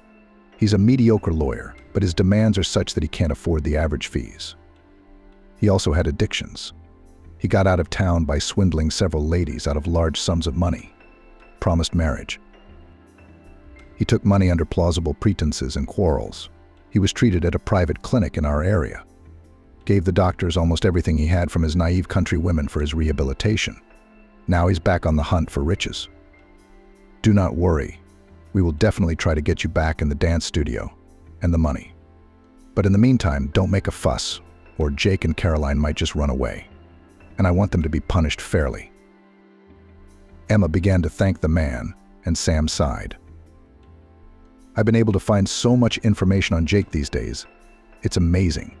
I mean, he's not stupid enough to do anything dishonest. He's a real master, but he's probably overconfident. You want me to tell you all the tricks he's pulled in this town right now? Or better wait. And then at the wedding you'll see everything." Although Emma had a desire to know everything at once, she, after a little thought, answered, "I think I'll wait. I don't feel like getting deeper into the mud right now. I've had enough of what I've learned so far. There are only two problems left: what to wear and who to go with. I'm working on the first one, but I don't know what to do about the second. Sam, why don't you keep me company? Don't think I'll pay for the escort, because that's a separate job." The man shook his head negatively. "No, I'm not fit for a spectacular appearance. My appearance is ordinary, unremarkable, and, to be honest, even mediocre. But you come with me on your arm, and what? Only at the first moment your detractors will feel pleasure. They'll say they couldn't persuade anyone better. If you're going to make a spectacular appearance, you have to deal them a crushing blow, so that they'll be in a bad mood. Listen, I think I know just the man for you. If it works out, it'll be amazing. And if it doesn't, I'll keep you company, of course. It may not be the most glamorous exit, but I'll give you some amazing information. Emma agreed with Sam that they would meet half an hour before the wedding and agreed on the place. Saying goodbye, the girl went to the needlework shop to buy fittings for her planned outfit. She had only 2 weeks left to create a stunning dress. Not the shortest of deadlines, but the idea wasn't too simple either. Emma was nervous and stabbed her fingers with a needle several times until they bled. In order not to cry from resentment and pain, the girl remembered her grandmother's words that by omen a thing sown with such incidents will definitely turn out perfect. The girl did not have to rush to work, and she missed her classes. But she wasn't going to go to Caroline's house and ask to go back. Emma was warmed by the thought that it was likely that the studio would soon be in her possession again, though her gullibility had already failed her. The girl trusted Sam to be honest with her. On the day of Jake and Caroline's wedding, Emma had looked truly dazzling. She looked like a tongue of flame with both color and vague associations. The top of the dress had a daring asymmetrical neckline, and the flared skirt with high slits at the seams fluttered playfully as she walked, revealing nothing too much, but perfectly arousing her imagination. Emma knew she was irresistible in that dress, but Sam's praise pleased her. She realized from his plain clothes that her companion would be someone else, and was incredibly surprised when the man who had once tried to pass himself off as her grandfather approached her, the detective's assistant. He embarrassingly introduced himself. Mr. Brown is an unemployed provincial theater actor, but necessity forced him to play the role of a con man in the hope of being trusted. Pardon my deception if you can. Emma's heart was pounding as before an important performance, but she pulled herself together. She took Mr. Brown under her arm and walked with him towards the restaurant rented from the businessman. At the entrance, they were suddenly met by Caroline's parents, who greeted their daughter's friend very warmly and regarded her companion with undisguised interest. The bride's mum cordially invited. "Oh, Emma, how glad I am that you have come. Come in. Almost everyone is already gathered there. Have fun, relax, be happy for Caroline and her fiancé. Such a fine man. I hope you get lucky one day.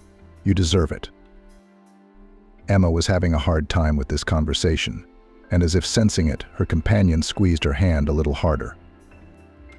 Caroline's father admired the way his daughter's friend looked, being rewarded with a disgruntled look from his wife, who dragged him along. "Have you forgotten where the steward has directed us? Come quickly, I'll see you, Emma." The woman spoke almost at a run, dragging her husband after her. As Emma and Mr. Brown crossed the threshold of the banqueting hall, she was pleased to note that Caroline and Jake had frozen like statues when they saw the guests. The bride and groom didn't look happy at all. With some control over their emotions, they waved to Emma and her companion. Caroline reached for the groom's ear. "What's that drunk doing here? You told me he'd get the money he's owed and drive off where no one could find him." Jake put his arm around his fiancée, pulled her close, and replied, "I don't think Emma has anything serious planned against us. It's just someone who looks like her. She has a good visual memory. She may have guessed that Grandpa showed up on her doorstep not by accident, but so I could get to her quickly and without suspicion. So she decided to annoy us, to demoralize us, to poison the joy of our happy day. She thought about it, recalled what this supposed Mr. John Smith looked like, and hired someone. There are plenty of actors in the country dreaming of an easy way to make money. So relax, Caroline." Emma and her companion tried to act as if nothing had happened and not to stand out from the rest of the guests in any way, neither by being overjoyed nor by frowning. Thanks to the lady hostess, they found their table almost instantly and sat down, waiting for the start of the party, which promised to be very special. Emma was pleased to note how anxiously Caroline was looking at her. And meeting her gaze, she smiled as sweetly as possible. She had no idea what kind of surprise Sam had prepared, but she was excited. At a signal from the hostess, Caroline's parents brought a huge loaf into the banquet hall, and the fun began in full swing. The guests congratulated the newlyweds. The bride's parents sang a duet song.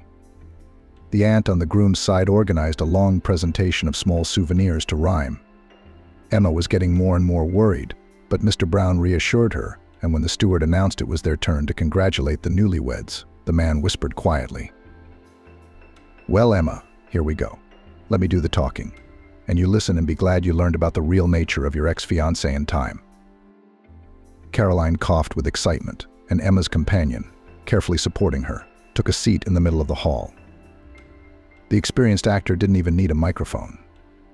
His well-pitched voice, which surprisingly had not lost its sonority after years of libations, was heard in all corners of the hall. "So, ladies and gentlemen, Mr. Brown addressed the audience. I suggest we turn our attention to the screen." The hostess switched off several rows of lamps and the room became much darker. Suddenly, to the sound of Mendelssohn's March, racy images of the groom with other women began to appear on the screen. Mr. Brown accompanied the changing images with brief information about the names of the groom's lovers. When Jake came to his senses, he tried to shout out the unexpected guest and convince everyone else that the image on the screen was a photo montage. But a seed of doubt had been planted. Caroline seemed to be completely unaware of her fiancé's amorous nature. And after the photo of Jake and Emma's company had been followed by shots of her, and the unusual film continued with other ladies, she slapped her fiancé and shouted at him, unashamedly. "Gad, you said you only cheated Emma. We're going to live happily ever after. You got me to help you take her dance studio away from her. And he's only hooking me up for profit. I should have known better than to follow you. You decided to get married. And then what were your plans? Run away with the money you gave me? Take my business away from me too? I hate you." Finally, Jake's display of unfaithfulness was over. The lights came back on, and Sam Swan entered the room, escorted by police officers. "Unfortunately, the festivities will have to come to an end," he explained. "The main celebrants are suspected of fraud." Caroline's parents rushed to the law enforcement officers to explain that there had been a mistake. But the police were adamant. Jake and Caroline were handcuffed and led to the exit. As the ex-girlfriend approached Emma, the girl asked her a question. "Why did you do this to me? I always thought you were someone I could trust." Caroline braced herself and blurted out, "You always got everything without a problem. First places, inheritances, even the students gravitated towards you, not me." Emma was shocked. She was trying to figure out if Caroline was being sincere, if she had almost ruined her life out of jealousy, just as Sam had suggested. Caroline spat angrily and confessed, "You've always been the best. Ever since sports camp, and I've been a pale shadow of you. You know what I'm going to tell you? I hate you. Ever since I saw you dancing. If you must know, I'm the one who tried to ruin your performance. I'm the reason the music stopped playing during your dance. But things turned out in your favor." Caroline paid no attention to anyone around her and, looking into Emma's eyes, reported, "The only moments I've ever been truly happy, you know what they were." Emma remained silent, afraid to even speculate, and Caroline grinned crookedly, continuing, "I was ready to jump for joy when you were suffering. How hard it was to hide your joy, to feign sympathy." A distraught Caroline tried to throw herself at Emma, but it wasn't easy to do so in handcuffs. The cops led the detainee away. Emma remained standing in the middle of the hall. She had yet to come face to face with her ex-fiancé, but he passed her by, barely glancing at her cleavage. "Jake, aren't you ashamed?" Emma asked after him. But the man didn't even turn round. "There's no shame in people like that," Sam Swan said loudly. At the request of Caroline's parents, Emma did not claim the money she had withdrawn from the account, but invested the compensation she had received in the development of her network of dance studios. For her, the situation with her ex-girlfriend and ex-fiancé was a great life lesson, and she was distrustful of the idea of dating, which was expressed by Sam. It took the assistant private detective about 3 years for Emma to finally believe in the sincerity of his feelings. A millionaire widower hired an orphaned orphan as a carer for his daughter, and once home early P4. Amanda was experiencing the very real state of dread of a clean slate, even though she was neither a writer nor a journalist. Tomorrow she was starting a new life and a new job with accommodation. The employer is a wealthy, powerful businessman who clearly doesn't know his capital account. Without further ado, he made his conditions to her over the phone. I need a carer with a degree in psychotherapy to be near my daughter 24 hours a day. I have a comfortable country house with excellent living conditions. You will be completely comfortable, but for the 3 months of your probationary period, you will not get a single day off. A generous salary will compensate you for this temporary inconvenience. And the man, who called himself Carl, quoted her fee so much that Amanda's legs gave out. Her monthly income would be the equivalent of her hospital salary for the year with all bonuses and fringe benefits. They agreed that she would start her duties in 3 days. During this time, she would gather all the personal belongings she needed and select the necessary medical devices for the patient's sessions. She will then be authorized to make a list of anything else she may need in her work. A car will pick you up at your front door at 0808 00 hours sharp. The driver's name is Andrew. Send me your home address to this number. Carl pronounced the words sharply and clearly as if he were minting coins. Amanda even thought that every minute of this man apparently is worth both silver and gold. Too businesslike. But it even appealed to her. She didn't respect the sourness and gruel in his speeches. She judged people by their actions, not by their sweet-voiced promises. She knew in her 26 years that time puts everything in its place and stigmatizes characters. Who's worth what? Here she is, Amanda herself, a psychotherapist with a red diploma, the beauty and pride of the faculty, the hope of the department. At school, all lightweight and character girlfriends on discos and bars and high school fluttered. She crammed. A place in the medical university on the budget partially guaranteed only a gold medal. The support should have been passed on excellent final exams. There was no money for serious education in the family of Max, a plumber, and his wife Idoshka, who worked in a bakery as a saleswoman. No, her parents were not some marginalized individuals.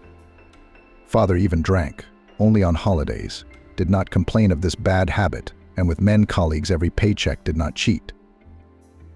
He came from a remote, abandoned village and ended up in the city when clever businessmen bought out all the agriculture in his small homeland for the farming kingdom. A kind of holding there now appeared with dairy and meat processing plant of a new format, with technological lines of the most innovative kind. Max was called to work there, but he held a grudge against the new owners, that they almost uprooted the pogost on the outskirts, where his and his wife Ida's parents were buried, that the village was torn down to nothing, turned into ashes, ruins, an archaeological monument of their former life. Inwardly, he knew it was just as well. The population in their village was finally getting drunk.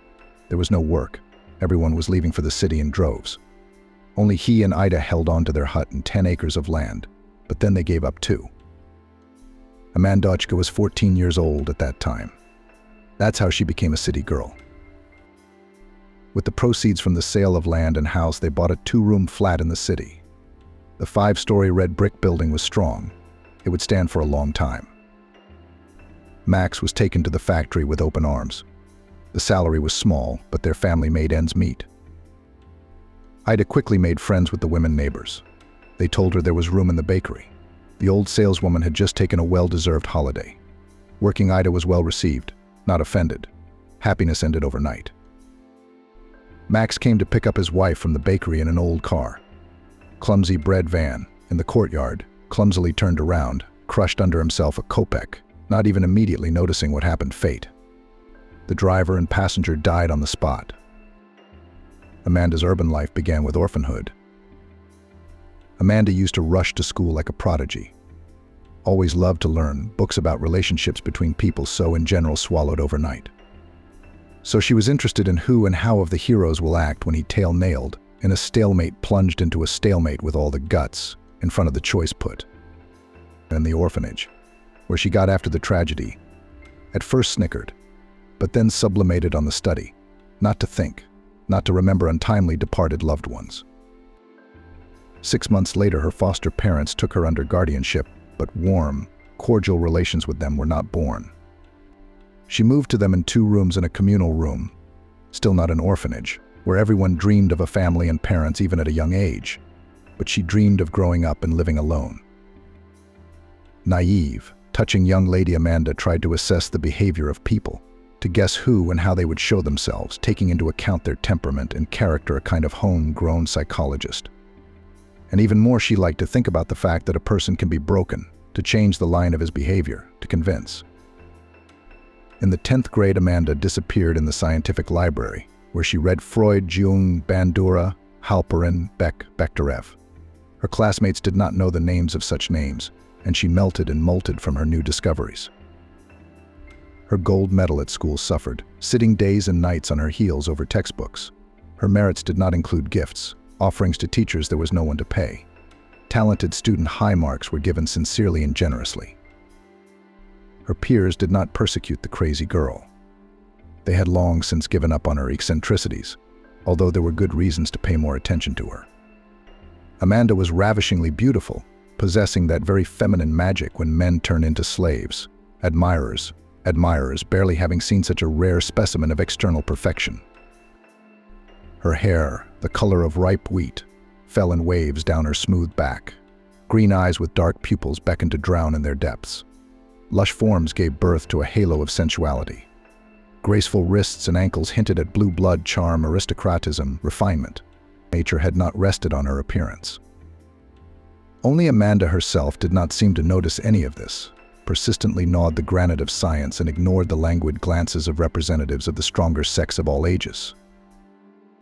After receiving a certificate of secondary education orphan, and even a medalist in the medical university, took pity.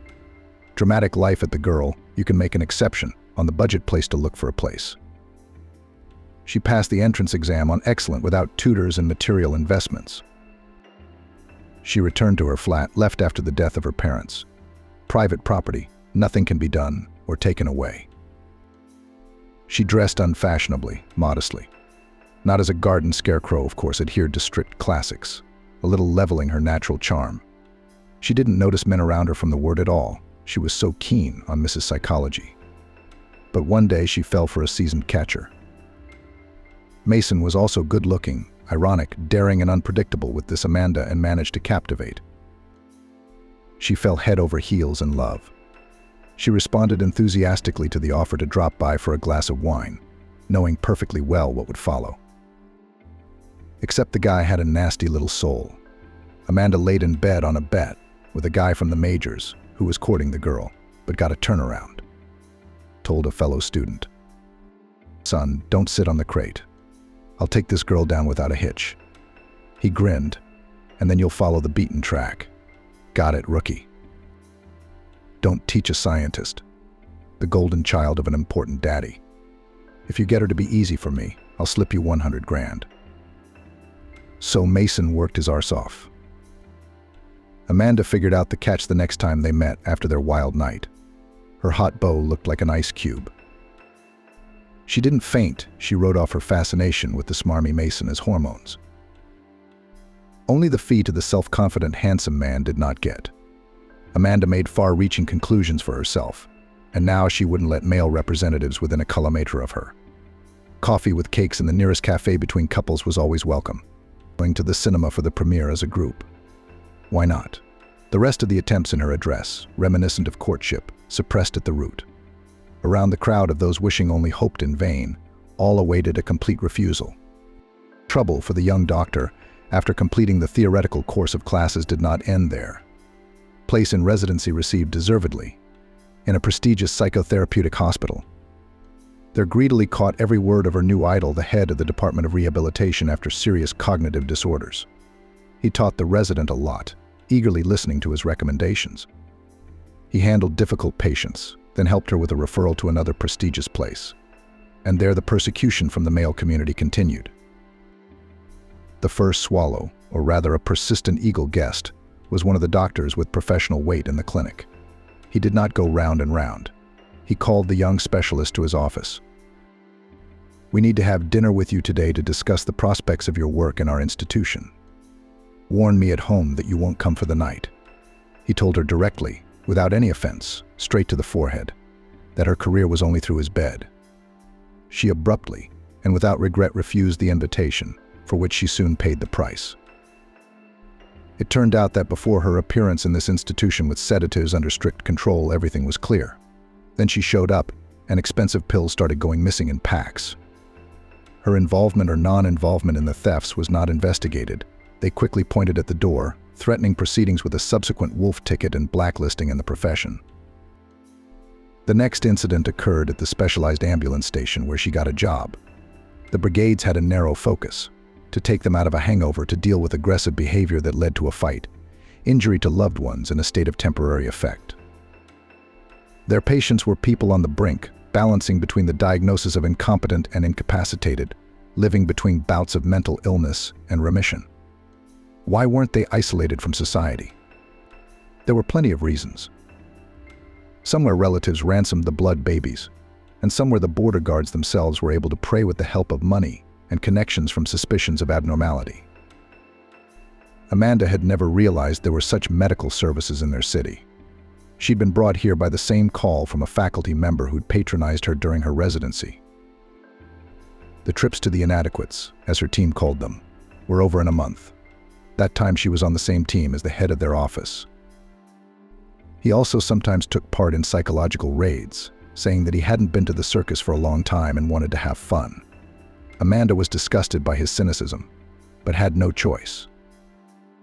After a fairly quiet shift, the supervisor volunteered to give her a lift home. The institution was located outside the city. The first bus was still an hour away. Everyone was tired after a sleepless night. On her own head, the young woman agreed. But the chief didn't go to the city, but drove her to the nearest woods. "Bolly, I don't like ceremonies." He breathed in her face with his breath. He wasn't afraid of anything. When already in the car, he drank half of a flat glass flask of cognac.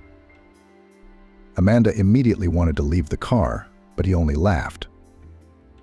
"I have half of the city receive certificates of sanity in the right cases. I am not afraid of neither the authorities nor the traffic police." She herself could not explain later where the strength came from to slap him hard. The man's head jerked. He looked at his colleague in surprise. "Not cooperative, you say?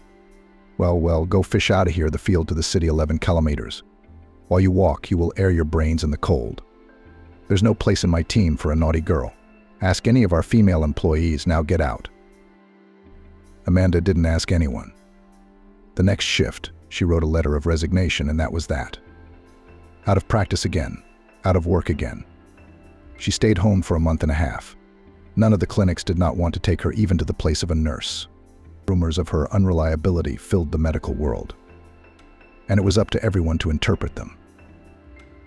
Amanda's psychotherapist, advanced in matters of different types of aggression, was well aware of such a Western phenomenon as harassment, but the woman had never imagined that she herself would become its victim.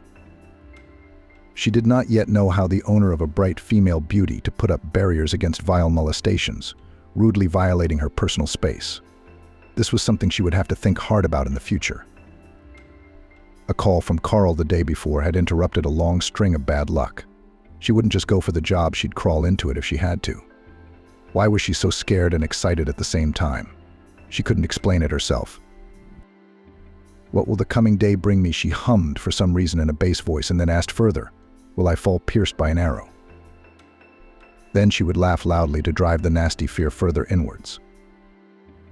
The job was ambiguous. A carer for a girl with a fatal blood disorder and Asperger's. The notorious syndrome was unfamiliar to ordinary people, far removed from medical terms. In a nutshell, its effect on patients could be characterized as inability, impossibility, or inclination to communicate with the outside world. Existence in their own narrow world into which strangers were rarely allowed. In society, such people are called autistic. The anamnesis of Amanda's future ward was aggravated by a serious blood disease, autoimmune in nature. Inside the unfortunate victim, some cells kept proving to others that they were the main ones, destroying the body tissues caught on the warpath. The patient's condition was now rated medium severity. Protracted remission gave her father a chance to be near his favorite girl longer. But how long the insidious disease will behave decently knew, in all probability, only the Almighty in heaven. The doctors only parted their hands. "Carl, we are doing everything we can, but only a miracle can help the girl. You and I live in the real world, with its cruel laws of Mother Nature, ruling over all living beings on the planet." "I've heard it all 1,000 times, replied the inconsolable father. "What's your advice? How can I brighten her life, if she does not react to anything unconcerned, inactive, quiet, and silent? I've never seen if she can smile." 16 years of constant uncertainty. It can drive you crazy. The renowned autism spectrum disorder specialist sitting in the chair across from Carl thought for a few seconds, then said, "I have one doctor with a not-so-successful professional path, doesn't get along for long in any treatment facility, and I can't get from her the reasons for these constant fiascos.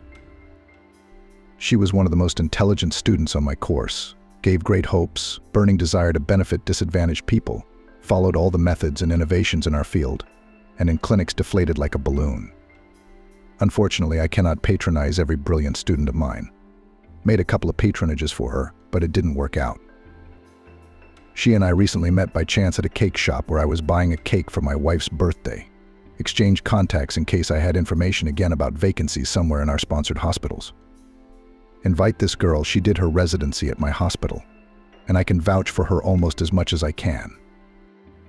Carl weighed the pros and cons and decided that he had nothing to lose. The old carers couldn't cope with Elizabeth. So maybe this young girl could do something? There were quite a few residents in his large house.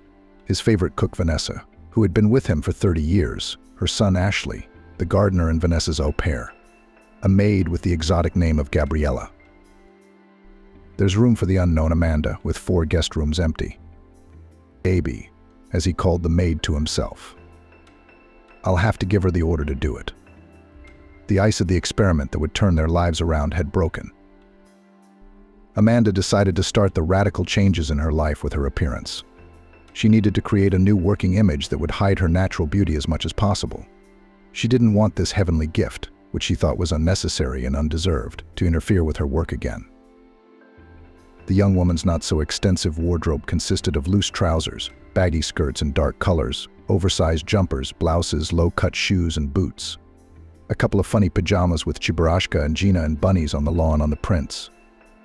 Amanda liked lingerie, lace, and silk, so no one would see it under her loose clothes. Her hair was a bit of a mess. They did not want to be braided into braids, which were destined to form a curl on her head. The image was completed by glasses with neutral glasses without diopters. She had bought them for a masquerade party at the university a long time ago. Now they came in handy again. Satisfied with the fitting, Amanda put her camouflage ammunition into a large bag and went to collect her specialized books with much more pleasure. While her patient was resting, she would read everything about autism in more detail. You don't just start treatment from scratch. You need a sober, rational approach to everything. At 08:00 this morning, as promised by Carl, Amanda's doorbell rang with a smiling guy. "Hi, I'm Andrew. Let me take your things to the car. The chief has asked you to check everything thoroughly for any forgotten items. You won't be able to leave for 3 months." Amanda felt so warm and relaxed by his words, she thought we'd work together. I'll do everything I can to make it work. The journey to her new home took just over 3 hours without traffic. The train station is 2 kilometers away. As if Andrew had read her mute question. There are 6 cars in the garage, 2 drivers. Anything that needs to be bought and brought in, you'll leave it to me. Amanda looked curiously around the majestic, but very pretty house of gentle sandy color with brown original elements of decor on the facade, balconies, a large terrace. The building stood surrounded by parkland, with a large outdoor swimming pool visible in the distance, now covered with some kind of protective material. The smooth alleys were lined with neat, clean tiles, a scattering of coniferous trees. One of the paths was framed with birch trees. The rose garden was wrapped in a film. On the other side of the house there are some outbuildings resembling small greenhouses. Everywhere boxwood shrubbery, green even in this late autumn, some exotic, with thick emerald-colored leaves. There's a whole guard lined up on the porch. "Welcome to our home." These are the words of a tall, formidable woman with a mop of bright red hair. "My name is Vanessa. I'm the housekeeper, like Carlson's freaking Bach, and I'm also the cook." The woman smiled a wide, kind smile and held out a large, soft, warm palm to Amanda.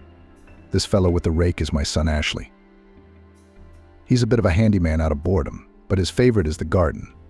It's his domain," Aunt Vanessa continued. "Have you met Andrew? The other driver's name is William." The only one left is our maid Gabriela. Her mom's Spanish. That's where the name came from. Amanda was stared at with two large brown eyes by a young lady with a form that was overemphasized by her work clothes. Amanda only had time to think when a tall, elderly man with a noble appearance appeared on the doorstep. She would have addressed him as Your Majesty, or at least Your Grace or Your Lordship before. Gray, piercing eyes, a short hedgehog of gray hair, regal posture, broad shoulders, pleasant timbre of voice. Amanda, I am Carl. Gabriela will show you to your room and give you a tour of the house and courtyard. Make yourself comfortable. Our Vanessa will bring the meal schedule to your attention. I expect you in my office in 2 hours for a chat. If it satisfies me, I'll introduce you to my daughter Elizabeth. He turned and disappeared into the house. Ashley picked up Amanda's luggage. Gabriela made an inviting gesture to follow her, and only Vanessa smiled reassuringly at her. We have lunch at 2 p.m. Late arrivals will not be tolerated by the host. Then we'll get to know each other better. Now you have more important things to do without me. Amanda followed Gabriela through the house and hardly listened to the maid's peaceful mutterings. She was impressed by her room, with its separate bathroom and toilet, its huge windows overlooking the garden, its elegant yet homely atmosphere. She did not know yet how her life in this house would turn out, but she was already eager to make herself useful in it. Amanda's relationship with her foster parents was normal, but whether it was modern trends that influenced them, or whether her interests were very different from those of the older generation. They rarely saw each other. Communication was reduced to routine phone calls like, "Daughter, how are you? Is everything all right? Everything is fine with us too." The dialogue usually ended or was reduced to discussing another talk show on TV or gossip about the neighbors in the yard. It was stifling for Amanda in such a boring framework. To see each other was for her birthday, to drop by with presents before New Year's Eve, but to tell her father and mother how difficult and lonely it was for her in this world of people was out of the question.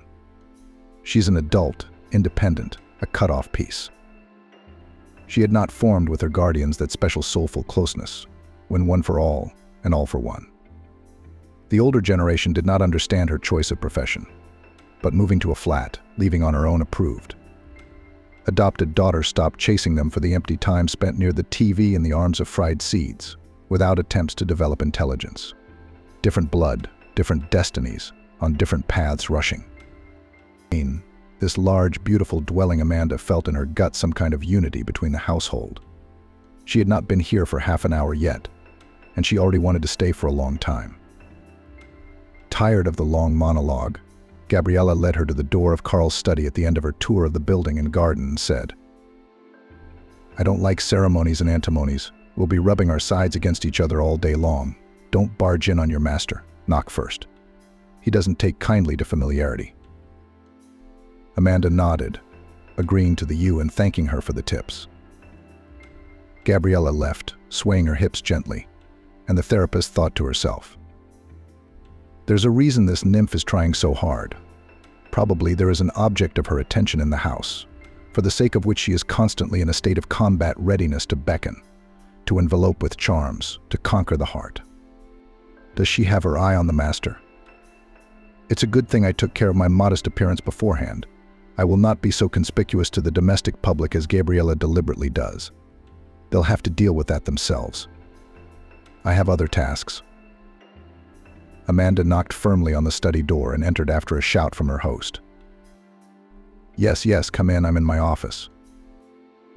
The office, though still an inexperienced practitioner, but a very strong theorist, liked it at first sight. Furniture made of noble wood, endless shelves with books, elegant statuettes, excellent landscapes and stylish frames on the walls.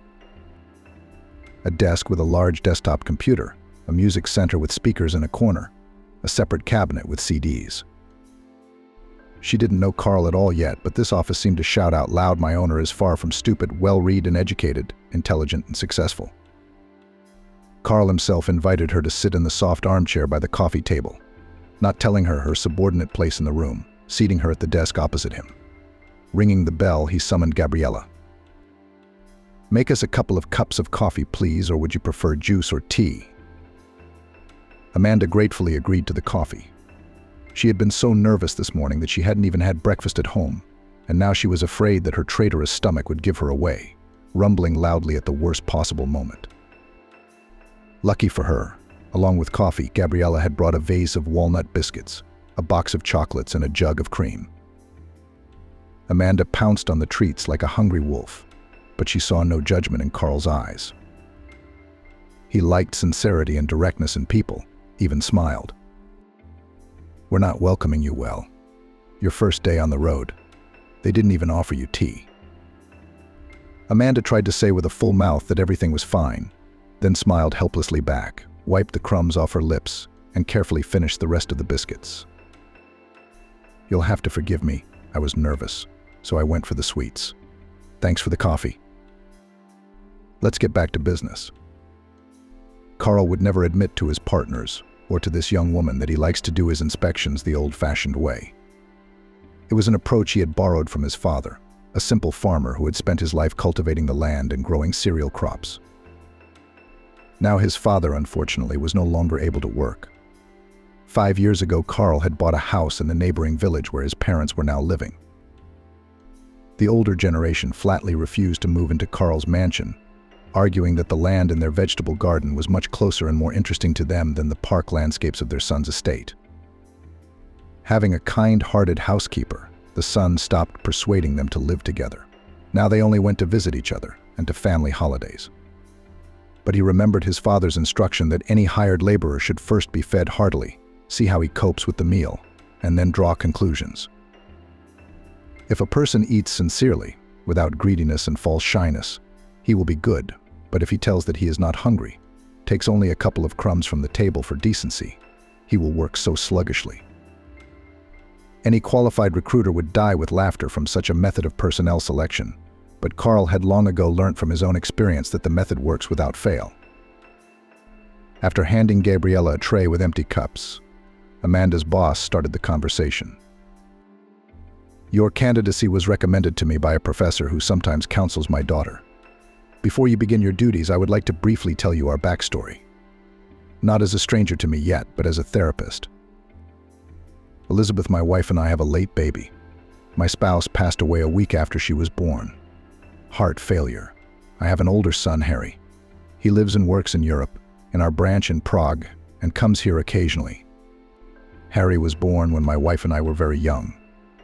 Now he is 33 years old. Our student marriage, made by great mutual love, turned out to be very strong. We live soul to soul, and only one thing upset my chosen one. After the birth of Harry, a series of miscarriages followed. My wife dreamed of a second child, a girl. Even the name of her beforehand in honor of her mother, to whom my wife was infinitely attached. At the age of 44, my wife got pregnant once again. Was infinitely happy, but the doctors grabbed their heads. Even the usual examination, which all expectant mothers undergo, revealed a serious arrhythmia. The heart could not cope with the double load. Problems with the work of blood vessels began. Doctors feared that the baby was not getting enough of the nutrients it needed. My wife, almost all the time lying in the clinic, only looked at me pleadingly and asked, "Don't let the doctors terminate this pregnancy. I will take care, fulfill all their appointments. I have to carry this baby to term." Her zeal increased even more after the ultrasound showed that she was carrying a girl. The wife became finally obsessed with the idea that it was heaven that finally took pity on us and was giving us this last chance. My wife bravely endured 9 months of agonizing waiting and an endless series of procedures and injections and surgical intervention in the form of a cesarean section. The neonatologist's verdict was a blow to her. They immediately began to suspect some abnormalities in the girl. A detailed examination showed that she inherited an extremely rare genetic blood disease, transmitted through the female line. People with it do not live long, 10 to 15 years at most. The news broke the wife, shattered everything in her already sick heart. Arrhythmia attacks began to recur with wicked persistence. She never returned home from the hospital. Elizabeth was discharged after 2 months of scrupulous observation. At first I was desperate, resentful of the little girl for taking away the woman I loved and leaving me alone in the world. Harry was 17 at that time. I am still amazed that he was a wise adult even then, convinced me that everything was destined by fate, that he too had lost his mum. But it was her life, her dream, and her choice. You won't believe it, but it was he who, together with the nanny, looked after the baby, quickly learned to change her nappies, and feed her specialized formula. The second blow was that soon doctors noticed that Elizabeth was different, not like other children. Her genetic disorder had not yet manifested itself in any way. But she drove us crazy by the fact that she did not react to our presence at 6 months, at 1 year and then. Imagine the picture. The child eats, sleeps, but does not react to us, to a lot of colorful toys around him. The face is like a frozen mask. No vivid facial expressions, no gestures. As you sit or lay down in such a position and will freeze. Sometimes for quite a long time. The girl turned out to be pretty, even pretty. Big-eyed, curls of blonde hair, chubby arms and legs, but she behaved like a puppet, like an artificial doll. After a while, she was diagnosed with Asperger's syndrome or autism. Doctors assured her that this type of autism spectrum disorder boded well for her prospects. Body functions would be partially developed, but not fully developed. I took Elizabeth to Europe. There the doctors were able to perform almost a miracle. They removed the sleep disorder, adapted her eating to the right regime, and taught her to react at least a little to what was going on. I came back from Germany almost happy. Elizabeth began to recognize her family, babbled something in a language we didn't know, sometimes tried to express something with gestures, but she still hadn't learned to smile. On the street, she turned round at the noise during walks, on a trip to the Black Sea, and pushed her legs up when Harry and I tried to bathe her in it. A little later, I sent Harry to study in the UK, and as if as a reward for my troubles, my business grew and grew like on yeast, bringing me more and more income. We built this house together with my wife. It was her idea to live away from the hustle and bustle of the city, in the peaceful countryside.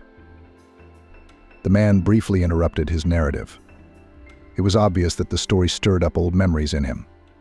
He looked at his watch, and then looked up a little. There are only 15 minutes left till lunch. The rest you will learn in the process of work. I'll just add the main thing, the autoimmune disease. Like a hungry hydra on the hunt, reared its head sharply when Elizabeth entered puberty. Everything was always delayed compared to her peers. So it happened about 2 years ago, at her 14. The former merits of the medical profession began to fade quickly. It seemed that the destruction of cell tissue by her own internal aggressors was causing her brain activity to go to sleep. The few dozen words that she had previously spoken cheerfully were forgotten. She is once again indifferent to what is going on around her. Happy to walk with Vanessa outdoors, even swimming in the pool with Ashley's help, the girl has forgotten all those skills. More and more often she won't let herself get out of bed. Now moves only in a wheelchair, eats almost nothing, loses weight. I realize, Amanda, that you're not a miracle worker or a god. The doctors have already told me that the girl has no more than a year to live. The deterioration of her fragile body is progressing. For myself, I have labeled your tasks as facilitating her departure to the next world. I know it's impossible, but I still dream of her smiling when she looks at our park, our home, the sky, and the sun. I guess I want too much from you. Amanda was in shock. No, not at the task set before her. Here she would do everything she could, apply all her knowledge. There was such pain and despair in the man's eyes. He spoke so courageously about his daughter's imminent departure from this world that the visiting therapist's blood ran cold. So much for the high fence, the rich house, in the walls of which for so many years trouble has lived at ease, despite the pleasant faces of the people who built it. The lunch was gorgeous. Vanessa cooked so deliciously that Amanda didn't even notice that she ate all of it. She reached for some very unusual salad, and several people answered her mute question about where Elizabeth was. Elizabeth is having lunch in her room, said Carl. We'll go to meet her after dinner. I've already made her favorite meatballs and mashed potatoes, Vanessa added. And I picked a bunch of brightly colored Septembers behind the house. I think Elizabeth is excited by their sharp autumn scent. Only Gaby, Elizabeth's father, had called the maid that once in a conversation in the study, and Amanda had picked up the nickname mentally, so shorter and much simpler, ate, staring intently at her plate. She seemed to care the least, if at all, about Elizabeth's plight. We'll have to keep an eye on this smashing person, Amanda decided to herself. She's prepared my room perfectly, no complaints. But did she make any insinuations about her patient? In dealing with an autistic patient, all means are good, and all little things can be global. After these words, everyone at the table was again distracted by sweet cakes and compote. Amanda thought to herself through her grief, dreams, and thoughts. It's good here they have a soul. The servants dine at the same table with the master. Everyone is praying for the girl as best they can, all trying to brighten her life. Her thoughts were interrupted by Carl's voice. Amanda, are you ready to see your patient? The woman replied enthusiastically that she was looking forward to it, and she was not the least bit wrong. The curtains were drawn in Elizabeth's room. It was dark, and there was a kind of gloom and despair. Amanda immediately noted to herself that this had to change. It was understandable. A seriously ill person lived here, but it was not worth emphasizing it with decorations. The girl did not react to their appearance. At that moment, Vanessa brought a tray with Amanda's favorite dishes. The therapist decided not to put her work on hold. Carl, Vanessa, let me feed Elizabeth, and we'll have a chat. Leave us alone. Elizabeth is your new doctor, Amanda. She'll be with you almost non-stop. You don't mind if we leave you two alone, do you? Again, there was no visible reaction. The girl obediently opened her mouth at the sight of food, chewing and swallowing like a puppet. But Amanda began her monologue. I'm not a doctor or a carer for you, Elizabeth. I prefer the status of friend. I'll be there for you of my own free will, even though I'm an employee. I'll tell you the truth, I'd stay with you for free, as long as I like it very much. Your wonderful house, the place, the people, you. Tomorrow you and I are going to turn your room upside down. I don't think it will be bad for your health. For a split second, Amanda thought there was a flicker of something in the girl's eyes, some glimmer of reaction, but it all went out again very quickly, and it could have been the insidious play of light and shadow in the room at all. The doctor, under a shower, decided to think about it in her room later, but in the meantime she dressed her ward in warm clothes and took her in her pram to the courtyard to breathe the strong air of golden autumn. From that moment on, the days in the house followed a long-established pattern. And in the morning, Amanda and Elizabeth had breakfast together in the girl's room. Then there were the inevitable drips and injections to combat the manifestations of genetic malfunctions. The obligatory 2-hour walk in the garden, where Ashley always lovingly tended the plants. Lunch in the great hall. At this meal, Amanda would spend time with the household and then feed Elizabeth. The patient's therapeutic sleep, a new batch of medication dripping steadily through the IV for a couple of hours at a time.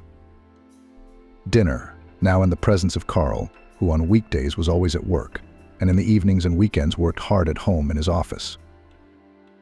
Exhausted by the endless procedures, the patient fell into a deep sleep as early as 10 o'clock in the evening. Amanda studied the works of colleagues related to autism again and again. There were no changes in terms of closer contact with her ward, neither for the worse nor for the better. The girl's condition remained stable. Amanda talked to Elizabeth about everything, told her about the plot of her favorite fiction books, read her poems, showed her reproductions of paintings from a large, colorful album. Or rather, the word talking is not appropriate here at all. The doctor conducted her eternal monologue, and the girl listened to it indifferently. The other day, already beginning to despair, a little doctor found in one of the foreign articles information that to level the manifestations of isolation with autism for patients can be a good help to communicate with the animal world. For some reason, there were no pets in Carl's house. After a general meeting of all the residents of the mansion, it was decided to get a puppy of a large dog. Most of all, for some reason, everyone liked a Canadian Newfoundland. 2 days later, Andrew brought a shaggy black treasure with stormy eyes from a kennel breeding this particular breed. He was irresistible. It is commonly believed that our lesser brothers have no intelligence. What told Tim, then, that the full name Timothy, and not some Bax or Lord, was so much nicer, that he was meant for Elizabeth. Finding himself in her room as a guest, the place had long since been on Amanda's errand, a more racy setting with lots of brightly colored elements. Tim headed straight for the girl and rubbed his wet nose into her palm.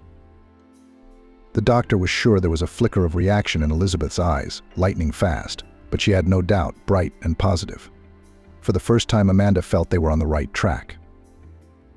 By New Year's Eve and Christmas, everyone in the house was expecting Harry from Prague. Amanda didn't know the young man. She only remembered Vanessa's words. He's golden. Elizabeth transforms when her big brother arrives.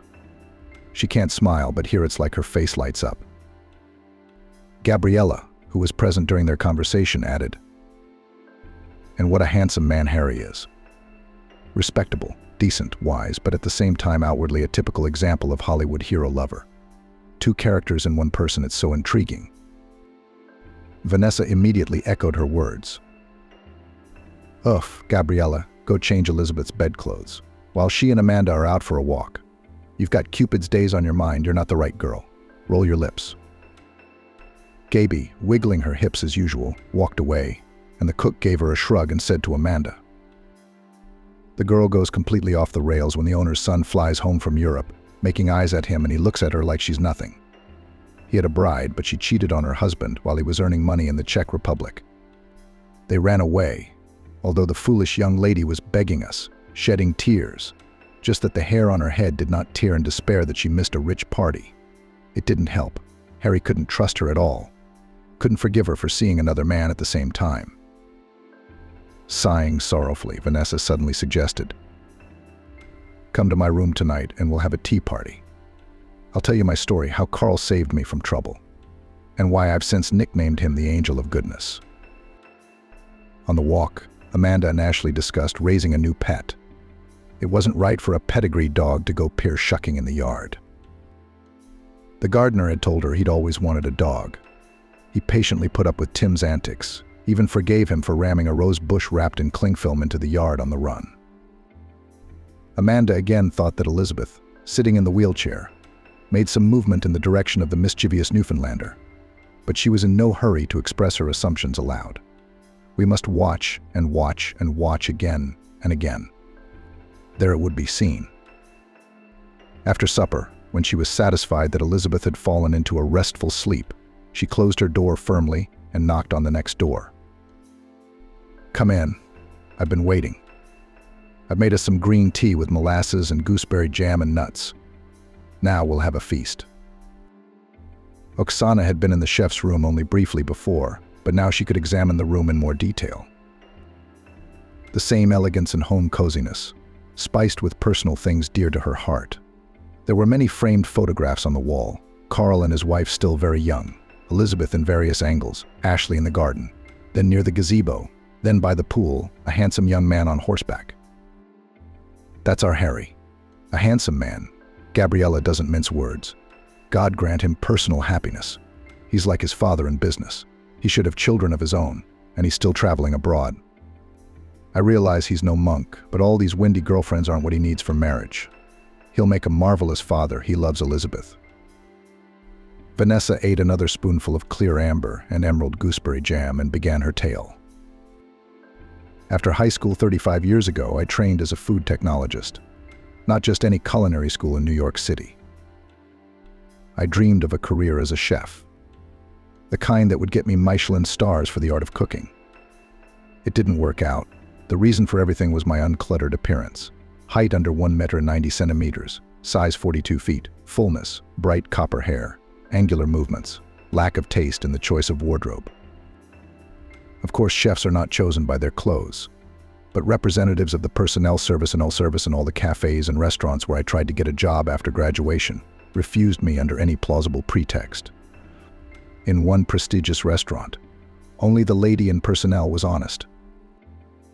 Our customers often invite the chef of the dish to the room if they like it. You cannot be a business card of our institution. You're only fit for a place in the circus buffet. I don't say this harshly because I'm cynical, not at all. I like to be honest with the people I hire. It's better that way than looking away shamefacedly and keeping a kook in my pocket. And yet my traveling in agony was one day crowned with success. I was taken to a private cafe Tsarina Tamara with authentic Georgian cuisine. The owner is a small, bald Georgian with hooked fingers and crooked legs. He then temporarily dispelled even the myth for me that Caucasian men are always endowed with a sharp oriental beauty. Curly-haired, black-eyed, daring, this man said without a word of criticism. I have a wife who is ill in a female way. She can't sleep with me. And I am a man. I need to save my physiology. You'll work in the kitchen and visit me a couple of times a week. If you do well, I'll make you head chef, and then maybe chief. I, from his words at first in a precipitate fell out, said that I would think about it, and then I calculated in the Institute 6 years at the correspondence department. Before that, 2 years as an assistant cook in the canteen. I am not today, so tomorrow 26 years old will be. And I'm still wearing girls. There's no cue for my red-headed soul. No one even looked at me with that enveloping male gaze full of desire. Ever. Blushing and pale, 2 days later informed that I agreed to all the terms. The owner of Tsarina Tamara glared at me, invited me to the back room. There I learnt the basics of love between crates of vegetables, herbs, and boxes of vodka, which in decanters was later passed off as cha-cha. It's a shame, come on. Big physiological love on a quick hand honestly lasted between me and the chief for 1.5 years. And then I got pregnant. Having learnt the news, my lover was not ceremonious, dismissed in no time. He kept bemoaning that I shouldn't talk, that his wife shouldn't know anything. He has 3 grown-up children, they'll see who he's staring at. The family will laugh. He paid me 3 months' salary in advance and washed his paternal hands at me. About the fact that the baby should be born, I informed him not immediately. All the time delayed, I felt that this news will not turn out well. With my general fullness, belly became noticeable only in the 6th or 7th month. Just before the usual official maternity leave, I found myself on the street. My rent ran out 2 weeks before Ashley was born. All I had was an aunt in a remote village. I can't even tell you how close we are. I'd never seen my father before. My mother drank herself to death when I was 20. She was homeless at first, and then she went missing. But I never doubted for a second that the baby would be. I'm alone in this world, and this will be my own blood. The landlady of my flat is not a kind-hearted person, but she took pity, waited until I gave birth and discharged from the maternity hospital. She gave me a month to do everything, and then she put up with it for free.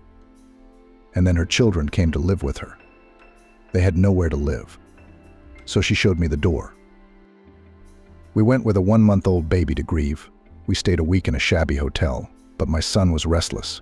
The noise insulation in the building was shitty. Other guests began to complain that we did not let them sleep at night. We moved out to nowhere. I'm sitting at the intercity bus stop with my stuff and Ashley's bundle. I thought I'd go to the countryside, see if I could find an abandoned house. I had enough money in my purse for a week's existence. When an expensive dark Jeep pulled up next to the bus stop, I didn't even immediately realize that the driver was asking me what I had. I sat there in tears.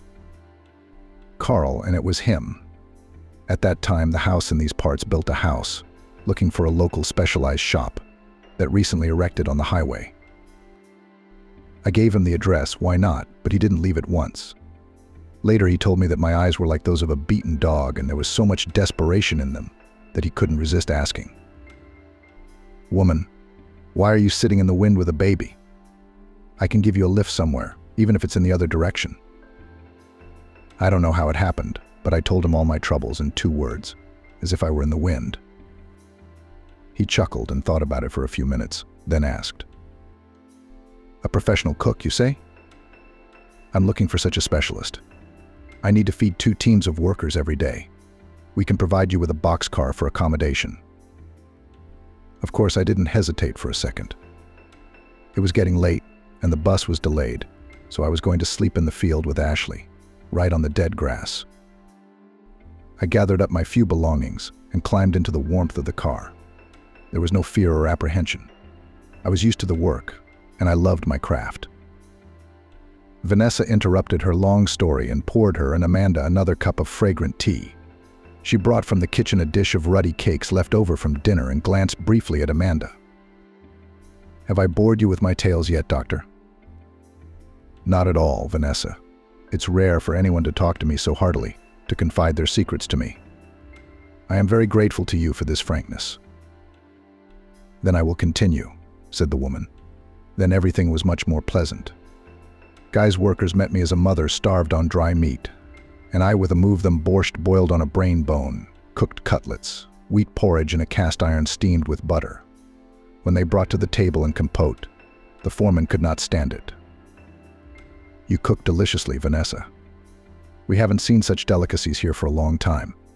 Therefore, guys, I will order the following. We have 15 people working here. It's hard to feed that many without a well-equipped kitchen. So we'll distribute the daily duty. Who of the men will help with wood for the stove? Who will carry water? Who will help the cook with other hard work? She's got a little boy in her arms. He needs to be fed and nursed. So have a conscience, brothers. Don't sit on this young woman's neck, and don't offend her in word or deed. That's how I found myself in our yard about 30 years ago when it was still under construction. Ashley is my native gold, having grown up here. After the construction was finished, I stayed in the house with the owners. Carl and his wife had Harry's little boy at the time. Oh, what a table I made for their housewarming party.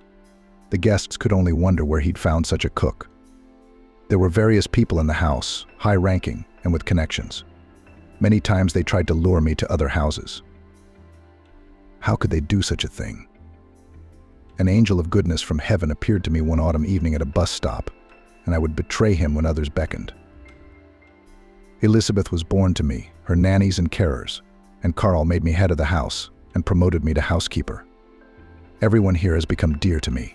Even that empty Gabriella with her dreams of hunting Carl's son doesn't seem like an enemy. That's my story for you, Amanda. Maybe it will help you in your work. Amanda went to her room pensive. She used to trust the notion that the rich were stingy with their souls. In Carl's house, she saw a different world full of warmth, respect, and a willingness to help each other through the difficult realities of life. Her fervent conviction to do everything she could to make Elizabeth feel at least a little better became even stronger in her mind. From the next day, she increased the therapeutic load for the girl, insisted on the return of massage procedures, deciding that they were not harmful to the body, broken by the disease, and on the contrary, contribute to its tone. Elizabeth was still unresponsive to the change in regime. Only the appearance of Timothy's shaggy puppy seemed to revitalize her face a little. Amanda didn't give up. She wheeled her pram around the park and sat Elizabeth down to watch Ashley's dog. He took the assignment seriously. Little Tim already knew the commands sit, down, place, come, walk. In the house, the Newfoundland recognized only two masters, Elizabeth, at whose feet he spent all his free time, and Ashley, who fed and brought him up. The days were running by, and the winter holidays, New Year's Eve and Christmas, everyone's favorite, were approaching. Amanda, Gabby, and Vanessa were happy to decorate the already pretty house with fir tree arrangements, colorful wreaths, and sculptures of fairy tale characters. Ashley installed artificial Christmas trees in all the rooms, richly decorated with expensive toys. Everyone was in a pre-holiday mood. 3 days before New Year's Eve, Amanda received an unexpected phone call from her only close friend. "Amanda, you're going to fall over. I have big news. I'm getting hastily married and moving to Florida with my lover. He's a military engineer. We're going to live near the Cape Canaveral spaceport." Amanda was instantly sad. With Olivia, they were like sisters almost, since the orphanage together, always supported each other, and now they were going to be separated. Meanwhile, her friend continued to chatter into the phone. "On the 30th of December, I have a farewell bachelorette party in a nightclub. On the 2nd of January, we have a one-way flight. No cancellations. Amanda, I've prepared a present for you for the road. I've made an evening dress. It's amazing. It's not worthy of your beauty, but it'll set it off beautifully." If Olivia could see me now, she would die laughing, thought the nurse. Recently, she had overheard Gaby's remarks about her. The maid gave her a scornful look after dinner and summarized. "Our therapist is a moth-pale mouse gray. How only the earth bears such shapeless, faceless women. They're worthless, and men probably avoid such a scarecrow a mile away." Amanda promised Olivia to call back by nightfall and went to Elizabeth's room. The girl, after a hearty dinner, a walk before, was already fast asleep, sprawled out on the soft pillows. After adjusting the blanket, she slipped out into the corridor. The conversation with Carl was not going to be easy. At her timid knock on the door of the study, The owner responded at once. "Come in. I've just finished going through the evening's papers. Is something the matter?" "I had an emergency." She outlined the situation in a nutshell, but I'll accept whatever you decide. "The fact is, someone close to me is going away for a long time. We won't get a chance to see each other if I can't make it to my friend's appointment." "I'm not a warden in prison or a cousin in the zone to keep you locked up, Amanda. You've been in our house for a month and a half without leave. Elizabeth is doing well, if not brilliantly, without a hint of deterioration. I am pleased with your initiatives, methods, and practical experiments. None of them have been detrimental to my sick daughter. Be sure to go to the city. I'll give you 24 hours. On the 31st of December, after 8 p.m., you must return to these walls." Amanda didn't leave his office. She flew out on wings. Vanessa was in the kitchen, and the released nurse couldn't help but share her news with her. "I'm ugly," Amanda said, "but everyone wants a bit of colorful holiday. And when I get to see my Olivia again." "You're ugly?" She smiled back at the cook. "Save the fairy tales for others, my dear. All your masquerades won't fool me, a clever old lady who has lived in this world. I guessed long ago that you hide your beauty under a dull image, wearing glasses. Don't you worry, this secret stays between us. If you're doing this, you must have a good reason. All this cross-dressing doesn't interfere with your profession, but it's my business." Amanda turned round at a run, rushed back into the kitchen, and hugged the cookery master warmly and tenderly. "I know two angels of kindness in this house already. Vanessa, your kindness and willingness to understand and accept is in no way inferior to your host's graciousness."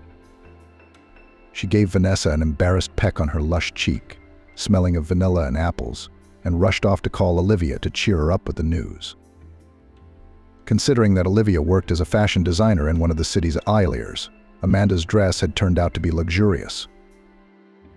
Soft, tight silk of dark blue color emphasized every curve of the graceful figure, while not forgetting all the proper charms and roundness, the neckline, and the slit on the leg to the very point and measure. A string of pearls, a bracelet, and earrings that her adoptive parents gave her on her 25th birthday, exactly in tone and in the general style of the outfit. As she dressed her friend in one of the changing booths in the attire, Olivia froze with admiration. "Amanda, you are going to be a goddess this evening. And your fiancé, I'm sure he won't waver. He's already seen you in our shared photos. But the rest of the male sex will be at your feet, you'll see." "Oh, I'd rather stay away from all these signs of intrusive male attention." Amanda replied bitterly. "I've had enough sad experiences in this area. It seems to me that decent, if not knights, at least adequate gentlemen are no longer in this world.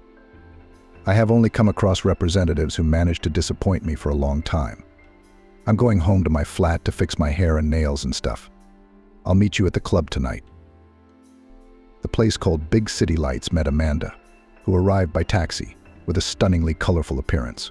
Dressed up fir trees and pine trees, colored lights and tinsel shining in their light, the crowd dressed to the hilt. Her favorite friend Olivia was wrong. There were many real beauties on the dance floor, at the tables, at the bar, worthy to become the prima donnas of this evening and the coming night. On the eve of the new year, it seemed that everyone tried not to hit in the dirt face. The audience was already relaxed by the fountain of hot drinks. Amanda breathed a sigh of relief. No one around her cared about her, but she was glad too soon. At one of the tables, Mason was having a good time with his friends, her first and only man. At the sight of Amanda relaxed and chatting serenely with Olivia and the rest of the girls, a greedy gleam lit up in the man's eyes. And that girl just got even more beautiful. I shouldn't have let that bird out of the love cage back then.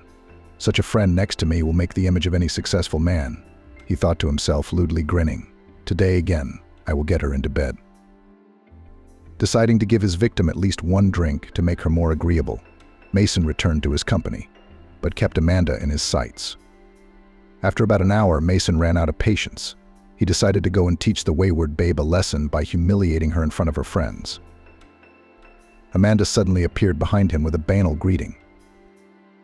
"I see what people are like without a bodyguard. Do you want me to protect your gorgeous body from the claims of other men?"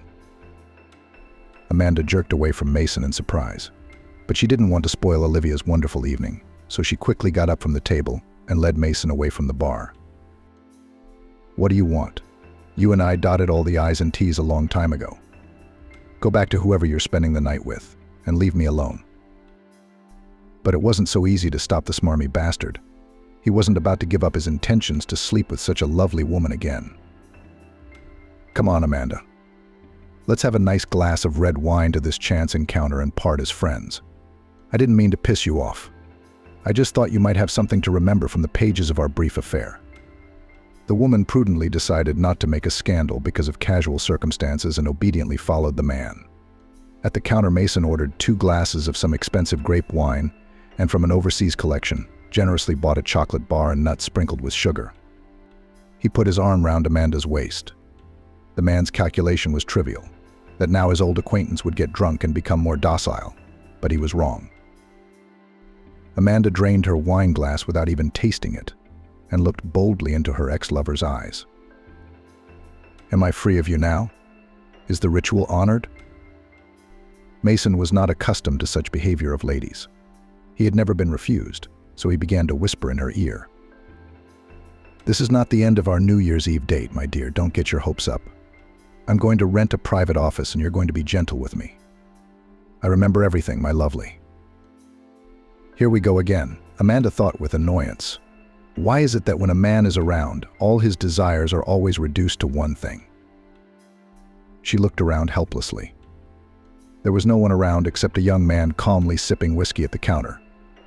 Their eyes met, and what did the stranger read? But he slid valiantly off the bar stool and approached them. "This woman is here with me. I only stepped away from the table for a short while, and you young man immediately took advantage of my absence." Mason's eyes widened in surprise. "What kind of businessman are you? Where did you come from?" Amanda remembered the rest of it as if in a nightmare. The man who had come to her rescue had lifted Mason off the floor like a feather and given him a solid slap on the wrist. But the bitchy, temper tantrum-hardened man didn't calm down. Before retreating from the battlefield, he grabbed his unfinished glass of red wine and splashed the brightly colored liquid directly onto Amanda's dress. A huge maroon stain instantly spread across the silk. The woman turned pale, and her unexpected knight grabbed her by the arm and dragged her to the bathroom. On the way, he said something about washing the cloth quickly, then there would be no trace left. Amanda was worried about something else entirely. No one had ever stood up for her before in her life. Suddenly, on some impulse, she threw her arms around the man's neck and dragged him with her to the club's exit, stopping only for a moment at the cloakroom to retrieve his coat. "I've got a car. I have an appointment here with an old friend, but he's running late." But Amanda didn't listen to him. As in a dream, she dragged the newly disembarked passengers along the cold autumn street to the car with checkers. She didn't care about propriety, about her ruined outfit, about the surprise of her companion who followed her obediently. There was only one single thought in her head. "How good it is that I like to wear expensive silk linen. It won't be embarrassing." In her flat, where she had brought a random knight from the club, she pounced on the man like a tigress, like a ravenous March cat, and he didn't fight back. Everything that happened between them was like being in the Garden of Eden. The body sang, the soul rejoiced, the thoughts danced the can-can. How tired I am of being well-mannered and decent. Let it all be a one-time thing. I don't even know his name, though my casual lover is obviously handsome and not stupid. Of the latter, she was somehow sure, though they hadn't said a word to each other.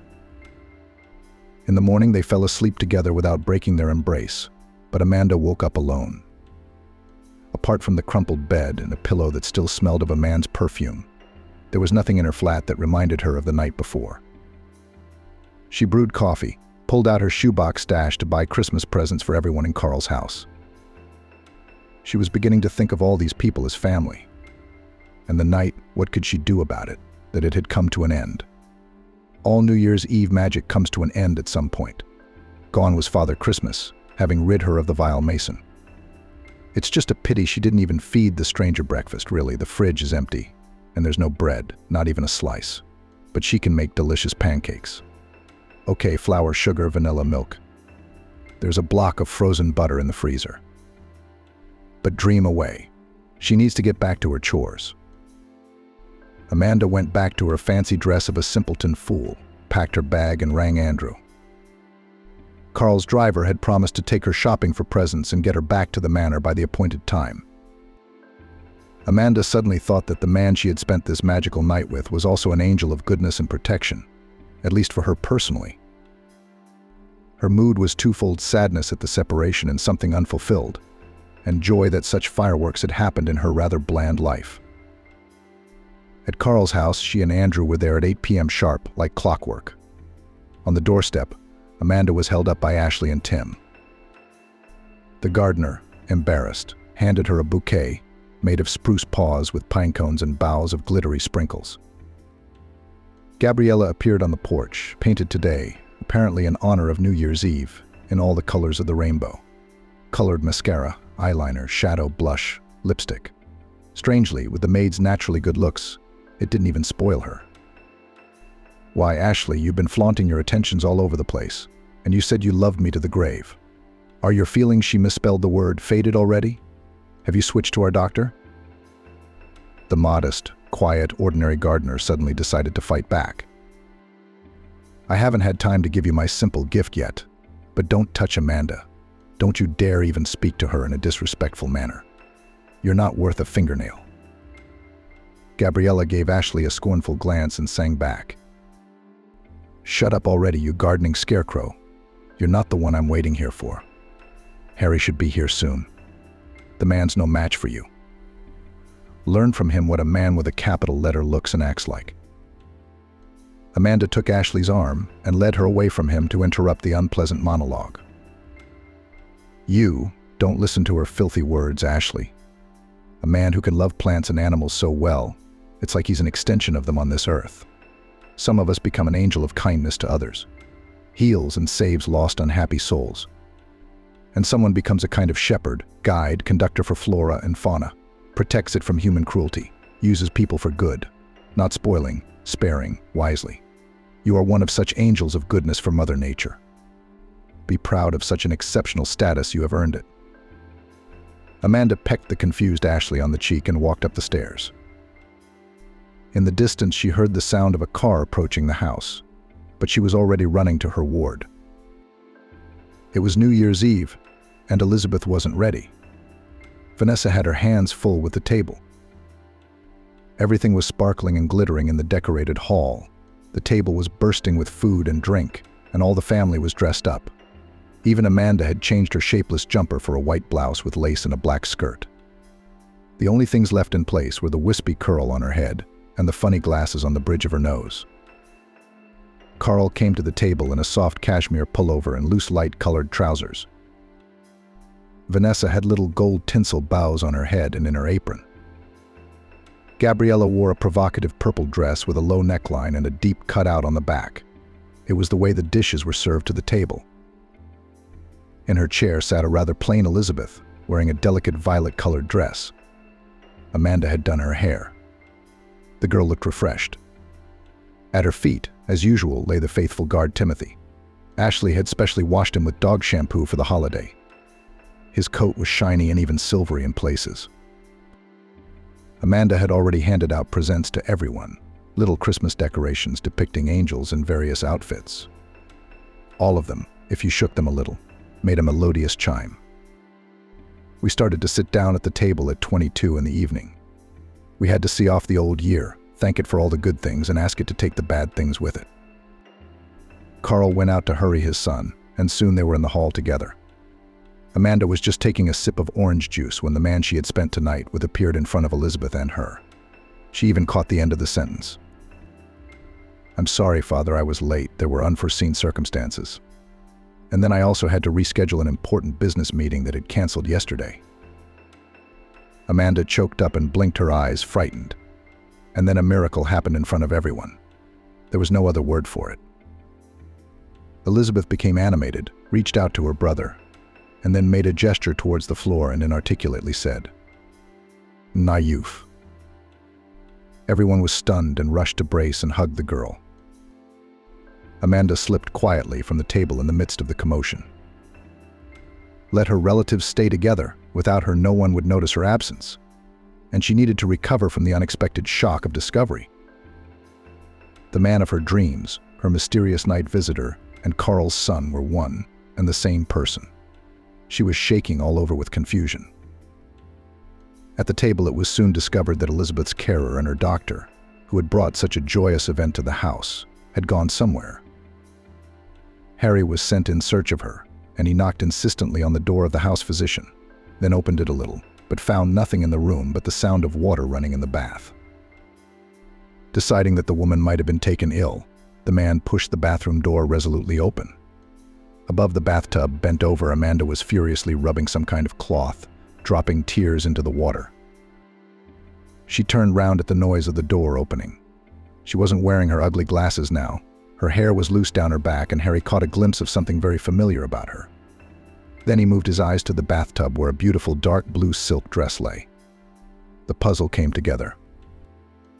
You? Harry shrieked in surprise, and I came back with champagne, provisions, a bouquet of flowers to your flat, but it was empty.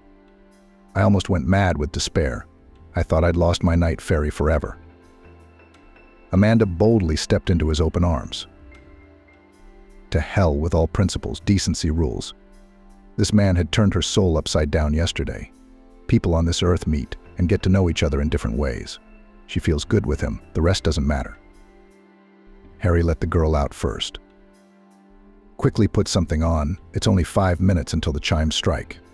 We'll make it in time. There was no time for the usual masquerade. Amanda's blouse and skirt were all wet. She pulled on her tight jeans and white jumper in a matter of seconds. Didn't bother to brush her hair. They arrived at the table as the chimes struck. Champagne bubbles were playing in the glasses. Vanessa's culinary creations were waiting on the table. Even Elizabeth tried to put a semblance of a smile on her face. Carl did not ask his son a single question, only glanced at the young people seated at the table next to him. Vanessa thought to herself, and with that, we'll soon have children's voices in our house again. Ashley smiled happily, stroking Tim's back. Gabriella was biting her lip nervously and chewing on a red fish sandwich. So I'll have Ashley stolen from me soon enough if I'm catching crows. Now I'll have to accept the gardener's advances if I'm to stay in this house and get more of a foothold. He's not a bad chap, he's kind and handy, and quite handsome. The New Year's Eve night was truly fairy tale and magical, just as it should have been. Everyone at the table was happy in his own way. The long-awaited winter holidays flew by in the midst of entertainment and rest. Only Amanda worked tirelessly with Elizabeth to consolidate her success. On his first day at work, Carl realized that he had relaxed too much over the weekend and decided to be home early. Quietly stepping on the soft carpeted walkway, he walked to the door of his daughter's room and witnessed Elizabeth's new victories. Nuff, Tima, Daddy, Harry, Vanessa, Ashley, Amanda. Gaby Elizabeth dutifully repeated the syllables after Amanda. Carl rounded the corner of the corridor and cried. A panel appointed by Amanda's teacher 10 days later gave a reassuring summary the disease had subsided. The process of cell and tissue destruction had slowed down. The remission period had already exceeded all known scientific limits. Carl, I told you Amanda is an excellent specialist. In our case, expecting a full recovery is a bit of a stretch. But your daughter has shown marked improvement in her general condition. She's starting to react to the outside world. Weakly, not much, but she's starting to talk again. You know, I was thinking, if the patient lives surrounded by angels of goodness, as my student characterized it to me, he has every chance to stay on this earth for some more time. And you will make him as happy as possible for her. I am sure of it. 6 months have passed. The plane leaving on the morning flight to Prague was delayed due to weather conditions. The cute young couple kept glancing at the electronic board and at each other. Harry, what if I hadn't gone to that ill-fated nightclub then? You would have seen me in the image of a monster and would not pay attention to me, asked the mum-to-be, with a rather noticeable rounded tummy. Come on. The man answered her, adjusting his wedding ring on his finger. I would have seen you through all your disguises. Your angelic soul, your ability to do good cannot be hidden. I'd fall for such radiant magic. The iron, monotonous voice of the announcer announced the boarding of their flight. The couple hugged each other and slowly walked towards the boarding point. "We will finish all my business in Prague now. You will see this beautiful city, and we will hurry to our home." "Elizabeth, do you know what she gave me before we left?" "Harry, Amanda, Elizabeth, Tim is waiting." "It's a puzzle. We can't let them all down. Without us, the circle of good angels would be incomplete."